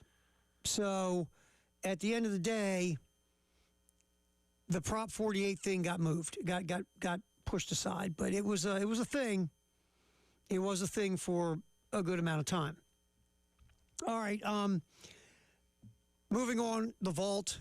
This day, this is crazy. This day in 1991, Phil Mickelson won a PGA Tour event as an amateur, second amateur ever to do it, or second amateur since 1954. Mickelson had an 8 on the 14th hole and still won the tournament, the North Telecom Open. 1999, my man Michael Jordan announced his second retirement just prior to the lockout shortened 98-99 season. Remember, he retired, he came back, then he retired again after the Bulls won 3 straight for the second time. Then he unretired in 2001 to play for the Wizards, even though we've all kind of pushed that out of our head like it never happened. Right. And he ended up playing until he was 45. It's a bad dream. The Wizards thing was a bad dream.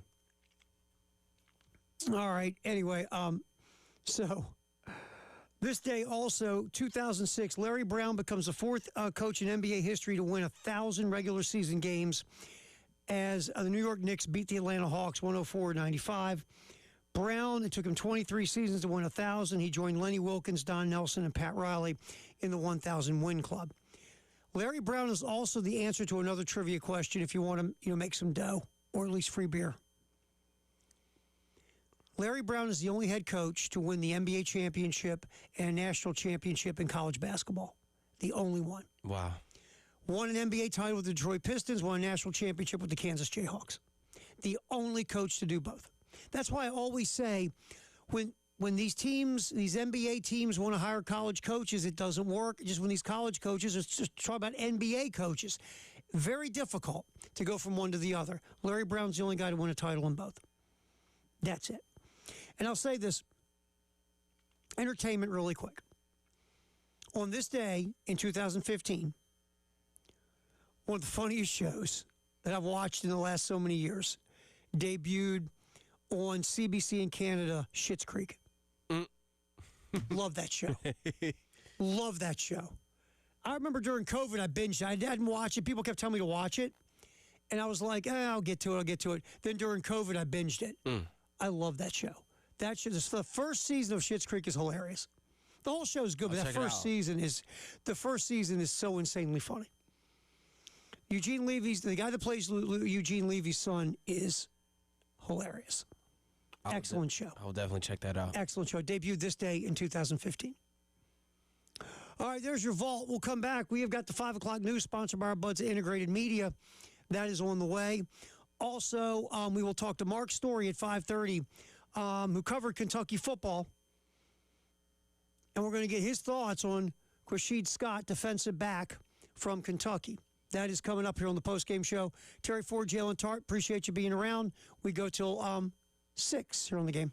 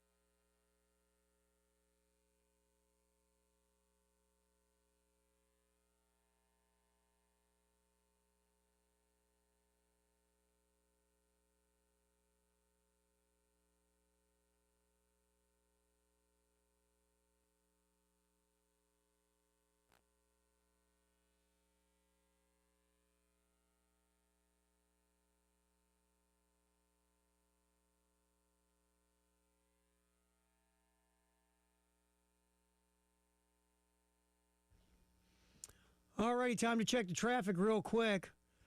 We have some slow stop and go I-26 westbound between Sunset Boulevard and St. Andrews. Also Decker Boulevard at Brookfield Road.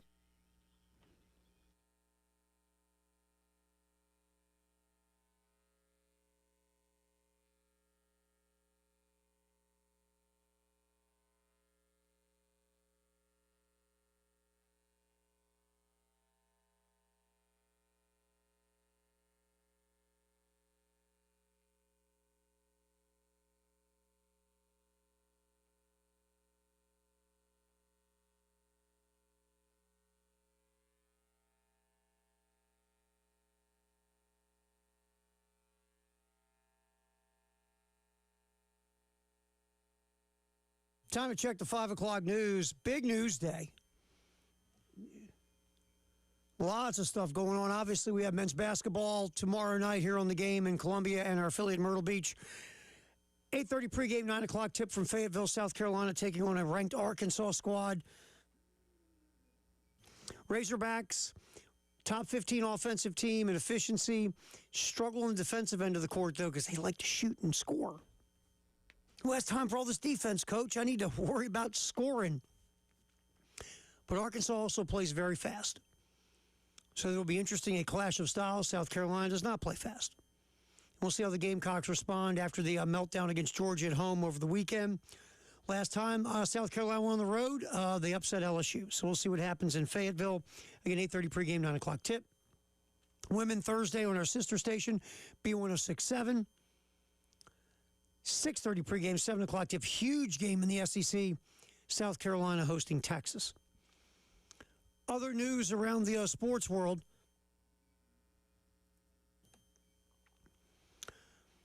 Mike Tomlin has stepped down as the coach of the Minnesota Vikings after 19 seasons. Pittsburgh Steelers. Did I say Minnesota Vikings? Yeah, you did. You know why? Because I'm reading about the Vikings right now. I'm reading about Jordan Addison of the Vikings. We're going to get to that story in a minute. Pittsburgh Steelers head coach Mike Tomlin. Maybe you can coach the Vikings, too. Pittsburgh Steelers head coach Mike Tomlin stepping down after 19 years. Of course, the Steelers got dog walked last night by the Houston Texans in Pittsburgh. And, again, after 19 years, we went over Tomlin's record of the last 10 to 15 years in the playoffs. It's not good. The Steelers seem stagnant. I get it. Tomlin probably feels like it's just time to walk away. Either he's doing it for himself, he's doing it for the good of the organization, whatever it is. You get it. The Steelers are a good team. They're not competing for championships. They are not one of the best teams in the NFL or the AFC. They're just not. But they are a good team. Good enough to make the playoffs, and then good enough to get stomped.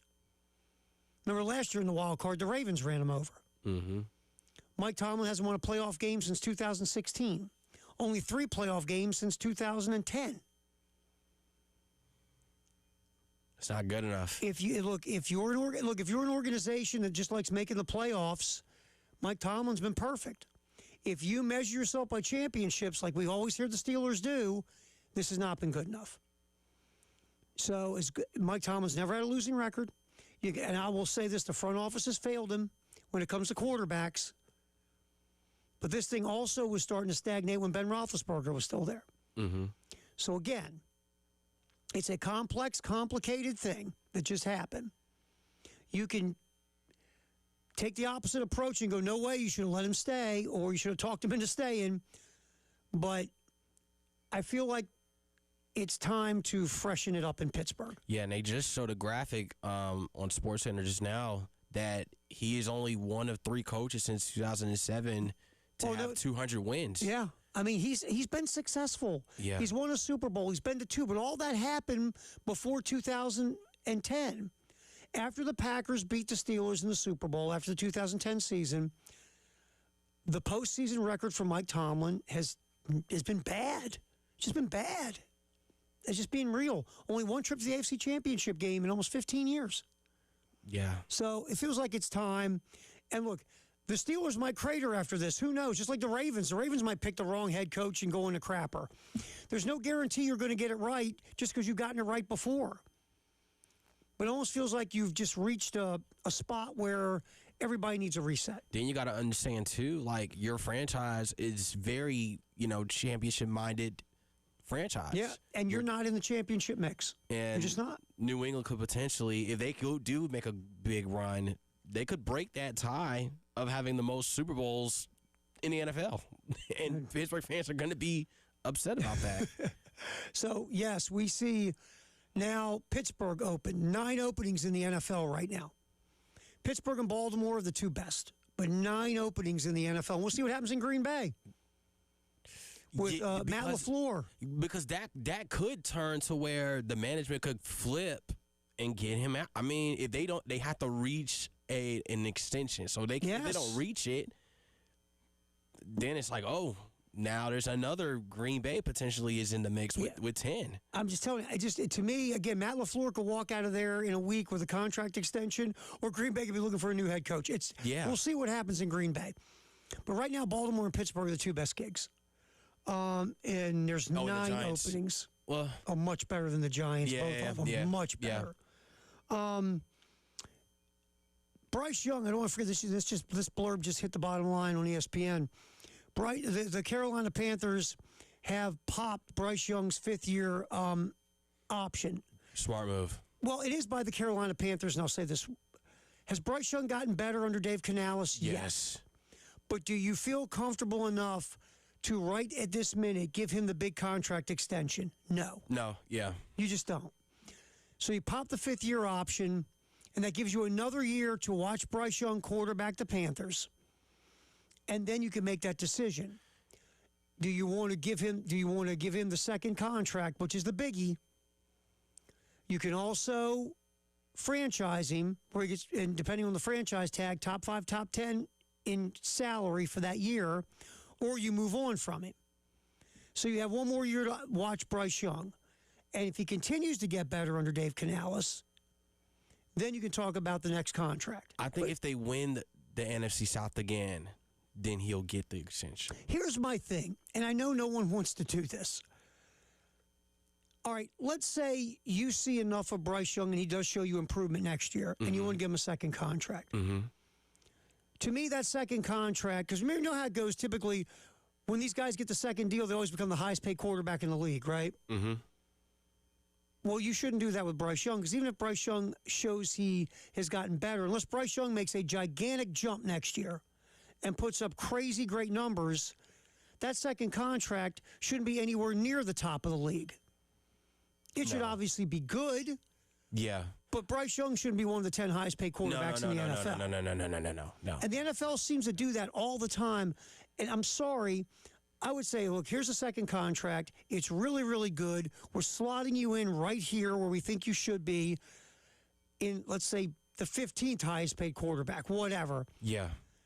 But this is where we think it's fair. The agent always wants to get as much as possible, but it would be insane to make him one of the top 10 highest paid quarterbacks in the league. No, because right now he's making $37 million off of his 4-year contract, which is ending in 2027. Yeah, so you pop, you pop the 5th-year option, you see how he plays, and you go from there. And if he does get better, then you offer him a fair second contract. Yeah, I just think for me, your players that you got to pay to keep there, J.C. Horn and Derek Brown.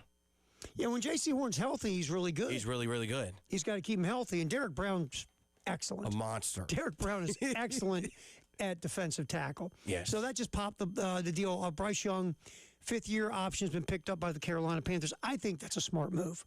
Me too. And typically, Carolina Panthers and smart move are hardly ever in the same sentence. That was a smart move. Yes. All right, why I brought up why I said Mike Tomlin was the head coach of the Minnesota Vikings, I'm reading this story. Minnesota Vikings wide receiver Jordan Addison was arrested early Monday morning and charged with a misdemeanor trespassing in Tampa, Florida.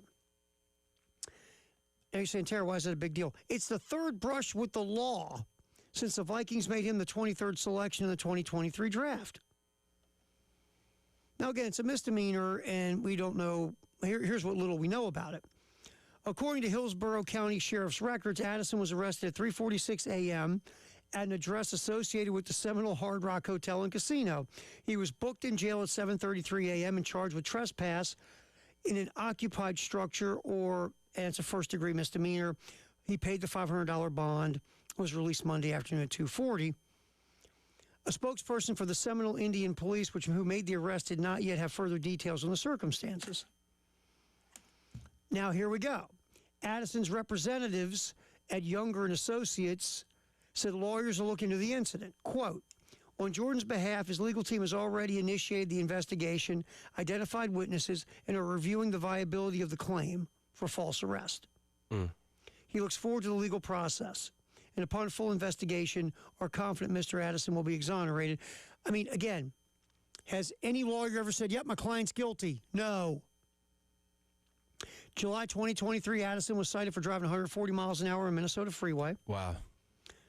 Almost exactly 1 year later, Addison was arrested on suspicion of driving under the influence. When police found him asleep behind the wheel of his car on a freeway near the L.A. airport.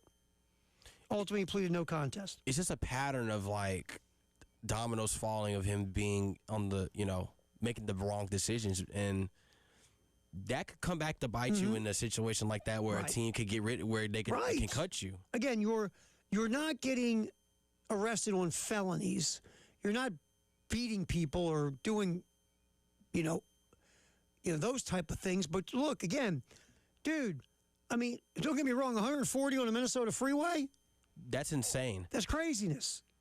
And then suspicion of driving under the influence, you fell asleep behind the wheel of your car on a freeway near LAX. You fell asleep. In one of the busiest downtown airports in America. And by the way, you're behind the wheel of your car. Right. So, again, these are things that could become big, dangerous things. So, and Jordan Addison's a good player, but, dude, you're not an all-pro. No, you're not at the Justin Jefferson level. No. And if you were, again, not saying that would make these things okay, but teams will put up with you if you're Justin Jefferson level. Yes. Right now, Jordan Addison's at Jordan Addison level. That could eventually have you being an ex-Minnesota Viking. Mm-hmm. The one thing, look, and I get it. You get a ton of dough. You can buy cars that go 140 miles an hour. You got enough money to do all sorts of cool stuff. But here's the thing. You also are living a great lifestyle. Don't do anything to screw it up. Exactly. Don't screw up the lifestyle you have. Major League Baseball, real quick. The Arizona Diamondbacks have acquired Nolan Arenado in a trade with the Cardinals. Arenado, 8-time All-Star, Gold Glover. Last year had a rough season at the plate. He slashed .237 batting average, .289 on base, .377 slugging. He has 2 years left on a 9-year, $275 million contract. Basically, the Cardinals are moving the salary. Yep. That's what they're doing. And the Diamondbacks, looking for some veteran presence, they give up a pitcher in return to the Rockies. Jack Martinez, a right-handed pitching prospect, 8th-round pick, did not pitch after signing last year. Final college season, a ton of strikeouts, also a big ERA. So basically the Cardinals wanted to get the salary off the books and move Arenado and didn't care about what they were getting in return. Yeah. And look, Nolan Arenado, in his prime, a heck of a third base, best defensive third baseman of his generation, and one of the best ever. But last year, the numbers started to come down offensively the last couple years. And you got a guy who is, deep in his 30s. Offensively, he's starting to decline. Time to move him along and save some money off that salary. And the Diamondbacks just want a veteran. Again, defensively really good at third. Good hitters ballpark in Arizona. Mm-hmm. So for the Diamondbacks, they're looking for some veteran leadership, and hopefully they can squeeze a better year offensively at Arenado to go with his skills at third base. So that trade just came down earlier this afternoon. All right, it's 5 o'clock news, sponsored by Integrated Media. The Gamecock Notebook. We'll crack that open.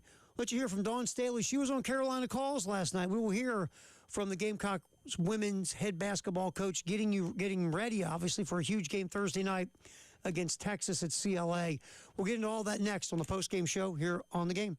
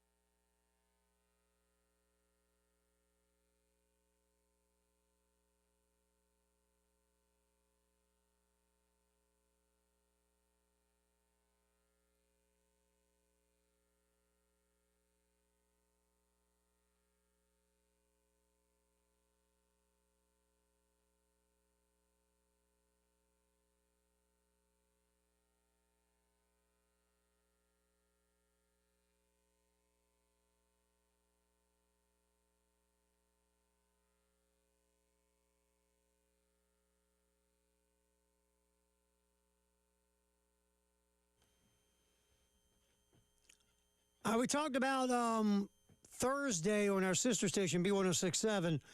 We will have the women, the Carolina women, taking on Texas, number 2 versus number 4. Of course, Texas earlier this year gave the Gamecocks their only loss this season and a nail-biter right to the end. This is an SEC game, and it's at CLA, 6:30 pregame, 7 o'clock tip on 107.5 The Game in Columbia and our affiliate 100.3 The Game in Myrtle Beach. We will have Carolina calls with Lamont Paris and Derek Scott. And again, that is at 7 right here on The Game in Columbia and in Myrtle Beach. All right, so Dawn, and get ready to punch some buttons there, Jalen. I got you. Dawn was on Carolina calls. Let's just go number 1. Dawn talking about adjustments for their rematch with the Texas Longhorns on Thursday night. 2 adjustments that will make, for us, if we made layups and free throws, it's not too much of an adjustment we have to make. Obviously, Texas, I think there's a lot of implications on this game that will either haunt us or give us a little bit of cushion. One is we just played Texas once. So whoever wins this game, if everything is even at the end of the season, we get the nod. If not, they get the nod. Obviously, the seeding from an NCAA seeding, this game is going to be looked upon to see if we get the edge or they get the edge, barring, we don't take too many more losses. But we just got to play. I think the biggest adjustment is playing at home and filling Colonial Life Arena with fans that cheer so loud that it's hard for us not to lose. So we're going into the game thinking we're going to win, thinking we have a home court advantage. We'll apply that pressure, and hopefully the players can execute and the coaches can make adjustments when needed. Again, Dawn said it. Make the layups, make the free throws. Yeah. Make the easy stuff, Jalen. And the free throws have been killing Carolina the whole season so far. They're only shooting 68% from the line, which isn't bad, but you got to at least aim at least 75% from the free throw. Well, they were better earlier in the year. Yes. And that was the other thing. They were making them earlier. And look, when you get Latson, and Latson came back, it was their first game against Georgia, played 20 minutes, scored 9 points. I'm still trying to you got to get the rust off. It takes a game or two to get the rust off. It just does. And I think that was the game for her to get the rust off versus her having to come back against Texas in a big, circumstances game that they're playing in. The key, I think, is the layups. I think when you have good positioning and it starts with their defense. I think the defense fuels their offense in terms of being efficient and having rhythm, but it is going to be an emphasis of, can you make layups when you have the open opportunity to make them? You look back at that Texas game. Texas, neither team shot well. Texas shot 42% from the floor, South Carolina 43%. Carolina shot 29% from 3. Texas shot 17% from 3. They only made 1 3 in 6 attempts. That was it. But in a 2-point game, Texas got to the line. They made 15 of 20. South Carolina 12 of 16. This game was so tight. Remember, Texas got the game-winning shot at the end to get the win. I believe it was Roy Harmon hit that shot. Yeah. And that gave Texas the W in a very, very close game. Now, these teams have played, off the top of my head, 5 times in the last 2 years. South Carolina's won 3. Yeah, and then Texas, the other key is rebounding. The first game, the offensive rebounding, Texas had 16, Carolina had 11. So if you win the offensive rebounding and everyone crashes to the boards to get those rebounds, you're going to get those more opportunities to get points or potentially go to the free throw line and hit free throws. And you got to keep Texas off the offensive glass. Yeah. 16 is way too many to give up. And Oldacre for Texas has been a problem for teams just trying to corral rebounds. He's one of the best rebounders in the country. And with South Carolina, again, you'll have Tanaya Latson back for her second game. First of all, she's really good. Yes. And 2, it deepens your lineup because now you can get your bench back together and put it back in order.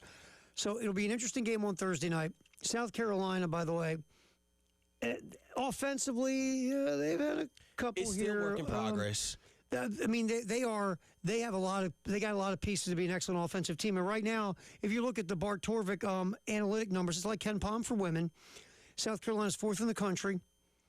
Texas is 3rd. South Carolina 5th in adjusted offense, 2nd in adjusted defense. Texas 3rd in offense, 4th in defense. So they're very, very, very close in a lot of numbers.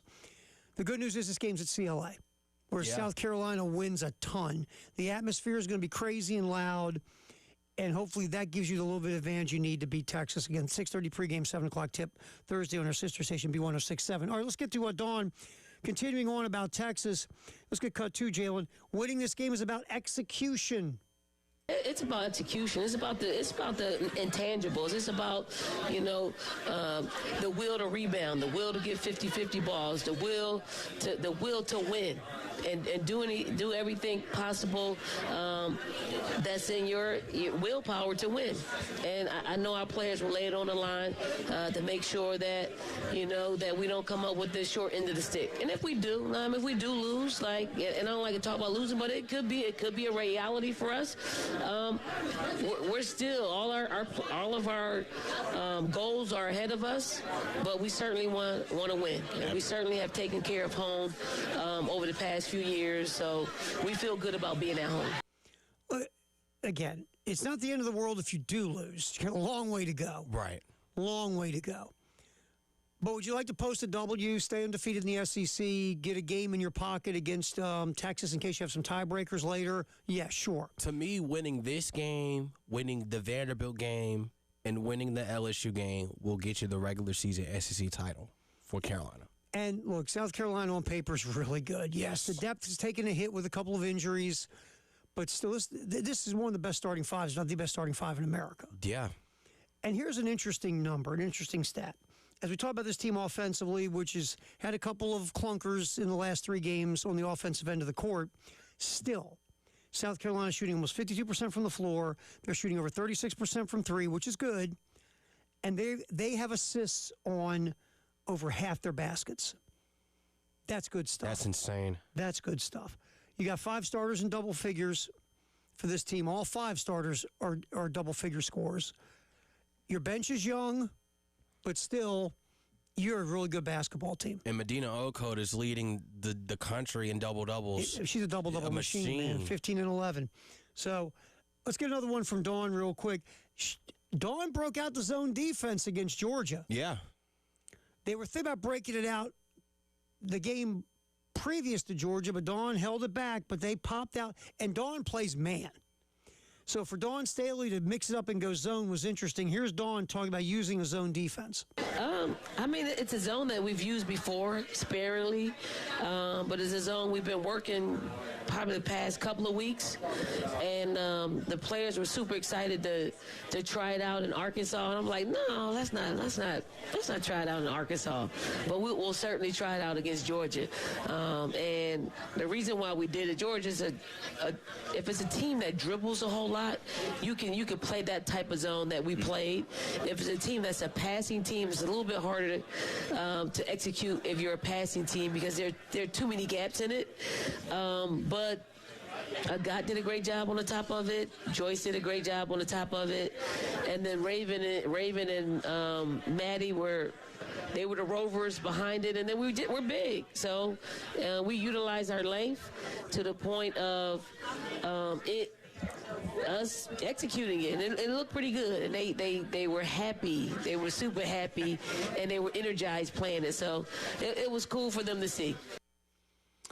A little bit of zone. Very rare does Dawn bust out the zone. But again, it's something you can use to change up your D. Yeah. You can, again, here's the thing. Teams see the zone so little anymore because most teams are playing man. When an offense goes up against the zone, it's like they get paralyzed. Mm-hmm.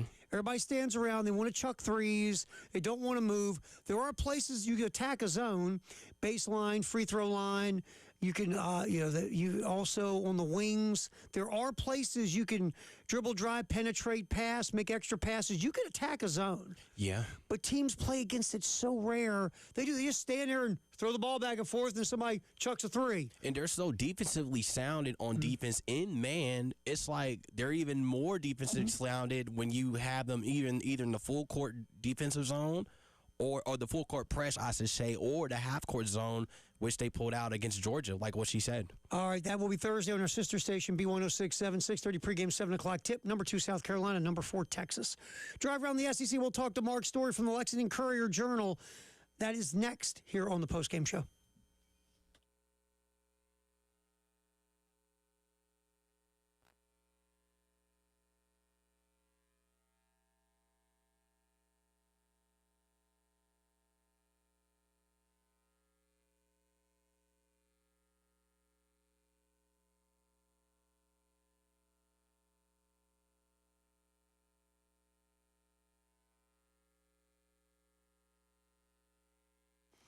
I'm just sitting here on the CHW Cabinetry website. Man, these cabinets are nice. They are nice. I think I want cabinets in my car, right there in front of the glove box. They'll do it. If I say CHW Cabinetry, I need cabinets in my right in my glove compartment. They'll take care of it. Star and the crew, whatever you need. Wherever you want cabinets. And the cabinets, top drawer, you're going to get photorealistic renderings of the job from beginning to end. They will get your job done within the money range you can spend, the quality you're looking for, the style, and the customer service second to none at CHW Cabinetry. Just give them a call. Have a talk with Star and the staff, 803-520-6837. Better yet, you might even set an appointment to come in and talk with the folks at CHW Cabinetry. Again, customer service, quality work. Just go to the website, chwcabinetry.com. You don't believe me. Or call them, 803-520-6837 in Lexington, CHW Cabinetry.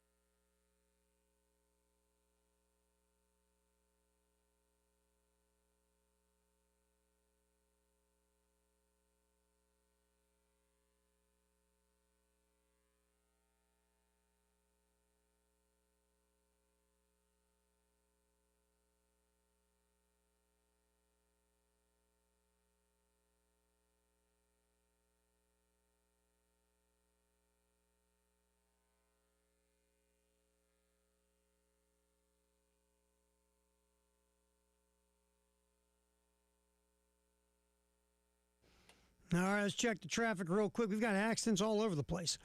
In Columbia, Fernandina Road at St. Andrews Road, I-20 eastbound Monticello Road, I-20 westbound before Alpine Road at exit 76B, I-20 westbound Bush River Road, exit 63, I-77 southbound at I-26 exit 1, Sherwood Drive in Lexington at Longs Pond Road, US 21 at Blythewood Road as well. We're going to come back. Our drive around the SEC. We'll talk to Mark Story from the Lexington Courier-Journal about Quashid Scott and other goings-on with the Wildcats. It's coming up next on the Postgame Show.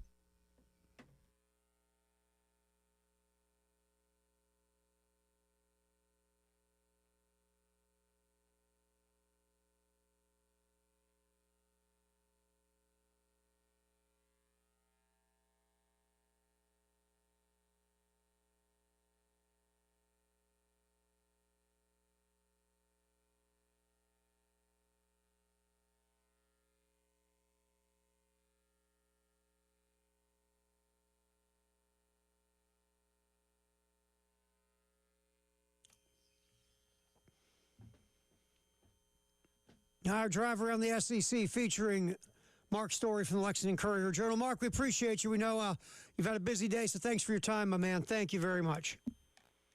Thanks for having me, Terry. Mark, we're sitting here and we're trying to talk to some different folks who cover some of the players that's come through the transfer portal, especially some that could possibly start for South Carolina. And Quashid Scott played at Kentucky last year, defensive back. Like, played some nickel, played some safety. Just give us, again, you covered every game. Sometimes I feel bad for you, but you did. You covered every game last year. Give us a little rundown on Scott. He's a good player. He came here 2024, played as a true freshman, primarily on special teams. This year he beat out an older player and was essentially Kentucky's starting nickel, or the position they call medium. Kentucky, under Mark Stoops and Brad White, they still listed their base defense as a 3-4, but they really ran a 3-3-5. And Quashid was the nickel back, and he was good. Kentucky's probably best defensive game was at Auburn. They held them to 3 points and got Hugh Freeze fired. Quashid he made 6 tackles in that game and was around the ball all the time. The other game where he really caught my eye, Kentucky took a really embarrassing defeat at Louisville, got beat 41-0. Louisville was decimated by injuries, didn't have a scholarship running back to play, and still had like a walk-on back and a wide receiver both carry the ball for more than 100 yards. Kentucky kind of mailed it in that day, but I thought Quay played hard in that game. He had 6 tackles and was, a guy that I thought actually did show up, which I thought spoke well of his competitive character. Mark Story, Lexington Courier-Journal, hanging out with us talking about Quashid Scott, defensive back coming in through the portal from Kentucky. And it makes perfect sense. He played that nickel-ish position at Kentucky, and here at South Carolina, they're going to need a slot/nickel corner because they're losing Jalen Kilgore to the NFL. The thought is here, Scott's going to have the inside track to start. Make sense to you? Yeah, I think he's an SEC caliber starter. I think. And I think he's getting better. I think he has upside. So yeah, I don't think South Carolina will regret if he winds up. I don't think they'll regret it if he winds up winning a starting job. All right, Mark. Also, obviously, when he gets to get the lowdown on Scott, and I'll give you one more thing with him. Obviously, you said it. He comes up and makes some plays in the run game. I can just I unfortunately pay way too much money for Pro Football Focus, but they tell me he's a good cover nickel. Was he good in coverage? The eye test. I didn't notice him getting beat a lot. So yeah, I think he was. I think he was credited with 4 pass breakups. He had 1 interception. Kentucky picked off DJ Lagway 3 times. And Quay got one of them and had a tremendous return, really one of the better interception returns Kentucky's had in a while. He returned it like 55 yards and was weaving through traffic. It was a fun play. But yeah, I think he is a good in pass defense. Especially, usually you think of a nickel as sort of playing downhill in the run game, but I think he was pretty good in pass defense. Mark Story from the Lexington Courier-Journal hanging out with us here on the Postgame Show on the Game and the Game Network. All right, now, and since we got you on, what was it like those last days of Mark Stoops? A lot of people thought that Kentucky wouldn't pull the trigger because of the buyout situation. The team started really rough, won a few games, and like you said, the disaster at the end with Louisville. After the Louisville game, was it a no-brainer that was it for Mark Stoops, or did you still not know because, again, that buyout was hovering over everybody? Well, it felt like after he they did rally and had won 3 games in a row going into the last 2 games, but they just got whacked at Vanderbilt. And then, as I said, it was an embarrassing performance against Louisville. So it felt like at that point that they didn't have a humongous amount of choice. Now, had Stoops wanted to really play hardball with them, it wasn't just that he had a huge buyout. By contract, the entire buyout, which would have been close to $37 million, had to be paid within 60 days. And had he really wanted to dig in on that, I don't know that they could have done that. SEC athletic departments obviously have a lot of money, but $37 million within 60 days is not an easy thing to do. But Mark negotiated and was willing to take his money spread out over a longer period, and that allowed Kentucky to make the move.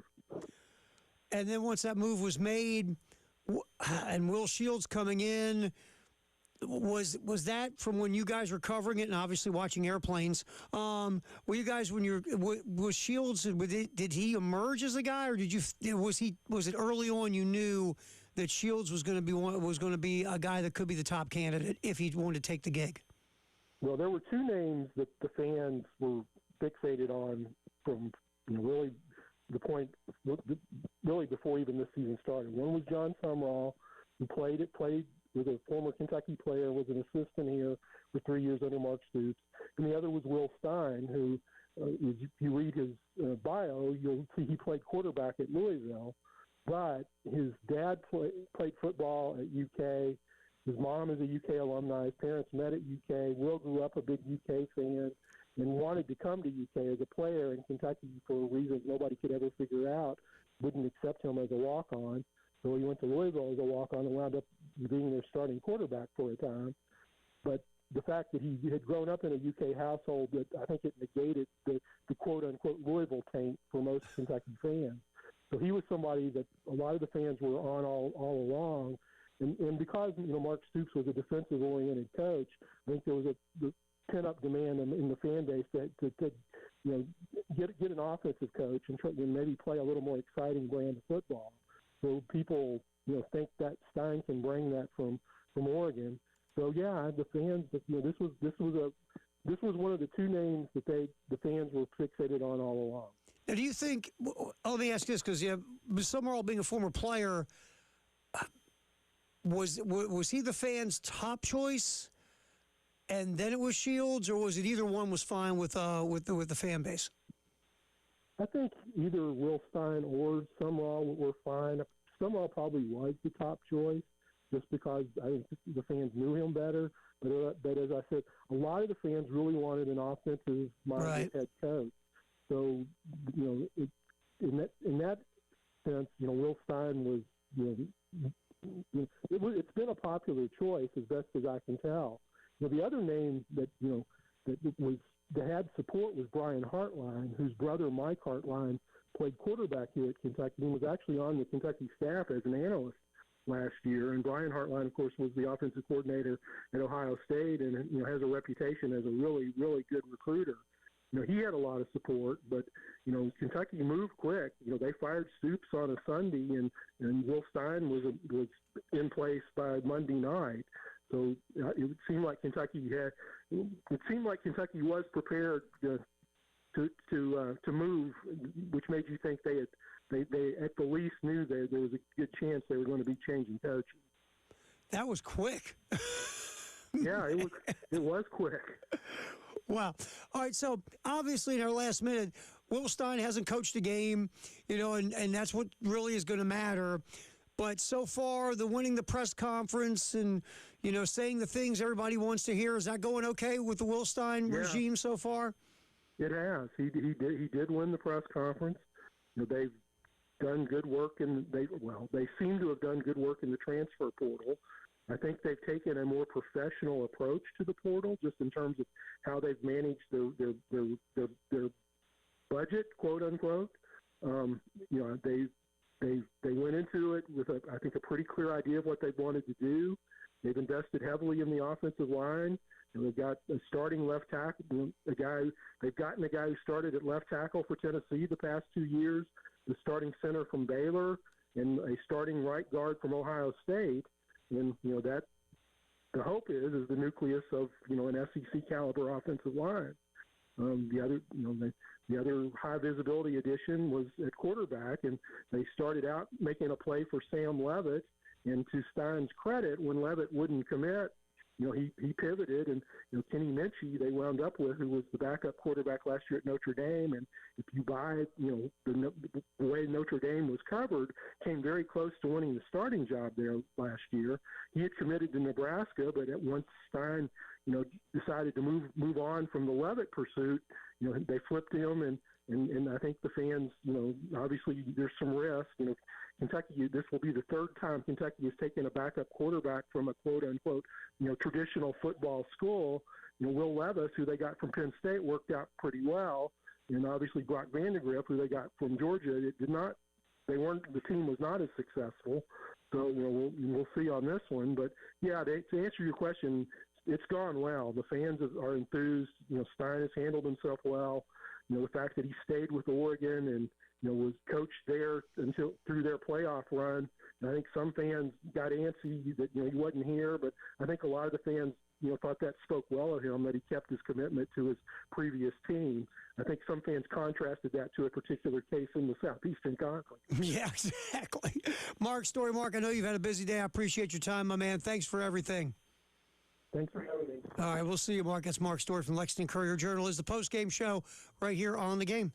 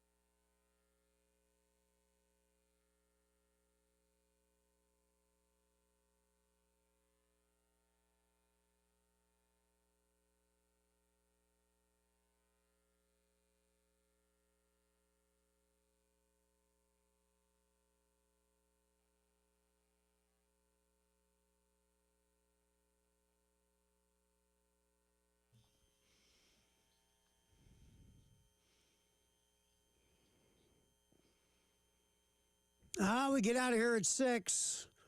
Then it is the best of the game. Tomorrow night, we have men's basketball, 8:30 pregame, 9 o'clock tip right here on 107.5 The Game in Columbia and our affiliate in Myrtle Beach, 100.3 The Game. The men travel to Arkansas to face the Razorbacks. Women on Thursday night, huge game against number 4 Texas at CLA. 6:30 pregame, 7 o'clock tip on our sister station, B1067. Here on Thursday and in Myrtle Beach, Carolina calls at 7 o'clock with Lamont Paris and Derek Scott. All right, hit it there, Jalen. Let's get a little wagering going here. SEC games tonight. Very interesting one in Knoxville. Give it to me. Buckyball. Texas A&M 3-0 in league play, tied for the top spot in the SEC with first-year coach Bucky McMillan. Travels to Knoxville to take on number 24 Tennessee. Tennessee's a 9.5-point favorite. I think the Volunteers win, but A&M covers. I agree. Also in the SEC, number 18 Alabama. They've been scuffling a bit, 1-2 in league play now. They will travel to Mississippi State to take on the Bulldogs. They've got their footing a little bit, 2-1 in the league. They struggled in the non-conference. Alabama 4.5-point favorite on the road. I think Bama covers. I think Bama covers too, and Nate Oates finds a way to win. You know, knowing that they haven't had a good record on the road. They lost at Vanderbilt in a very close game. That was a good game. So I think they'll get their revenge at Mississippi State. Number 19 Florida coming off that curb stomping of Tennessee in Gainesville. Florida takes the road to face Oklahoma. Sooners are 1-2 in league play. It's been a bumpy start for Oklahoma. Florida 7.5-point favorite in Norman. I think Florida wins and covers. I agree. We have another ranked game outside the SEC. Number 16 Virginia, number 20 Louisville. This should be a good game. The game is at Louisville. Louisville's a 4.5-point favorite. Virginia's good, man. Offensively really and good. Defensively. Louisville a little leaky on defense at times. They're good at home. I think Louisville wins the game. I think it's going to be tight, and Virginia covers the 4.5. I think it's going to be tight, and I think it's going to come down to coaching. I think we're going to see, what Pat Kelsey is made of at home in a big conference game like this. So I got Louisville as well. Speaking of coaching, Ryan Odom, who's now at Virginia, is such a good head coach. Yeah. He's such a good head coach. Remember, he was the coach at UMBC when they knocked off the number 1 seed Virginia. It's the 16-1 game. Odom did a good job at Utah State, went to VCU for a minute. His dad, of course, Dave, coached it. It was a longtime head coach. Ryan Odom is a really, really good young coach at Virginia.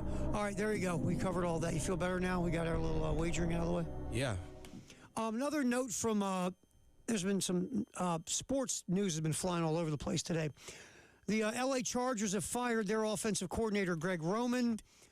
Look, the Chargers have the pieces to have a really good offense. Justin Herbert should be spoken of as one of the best quarterbacks in the NFL.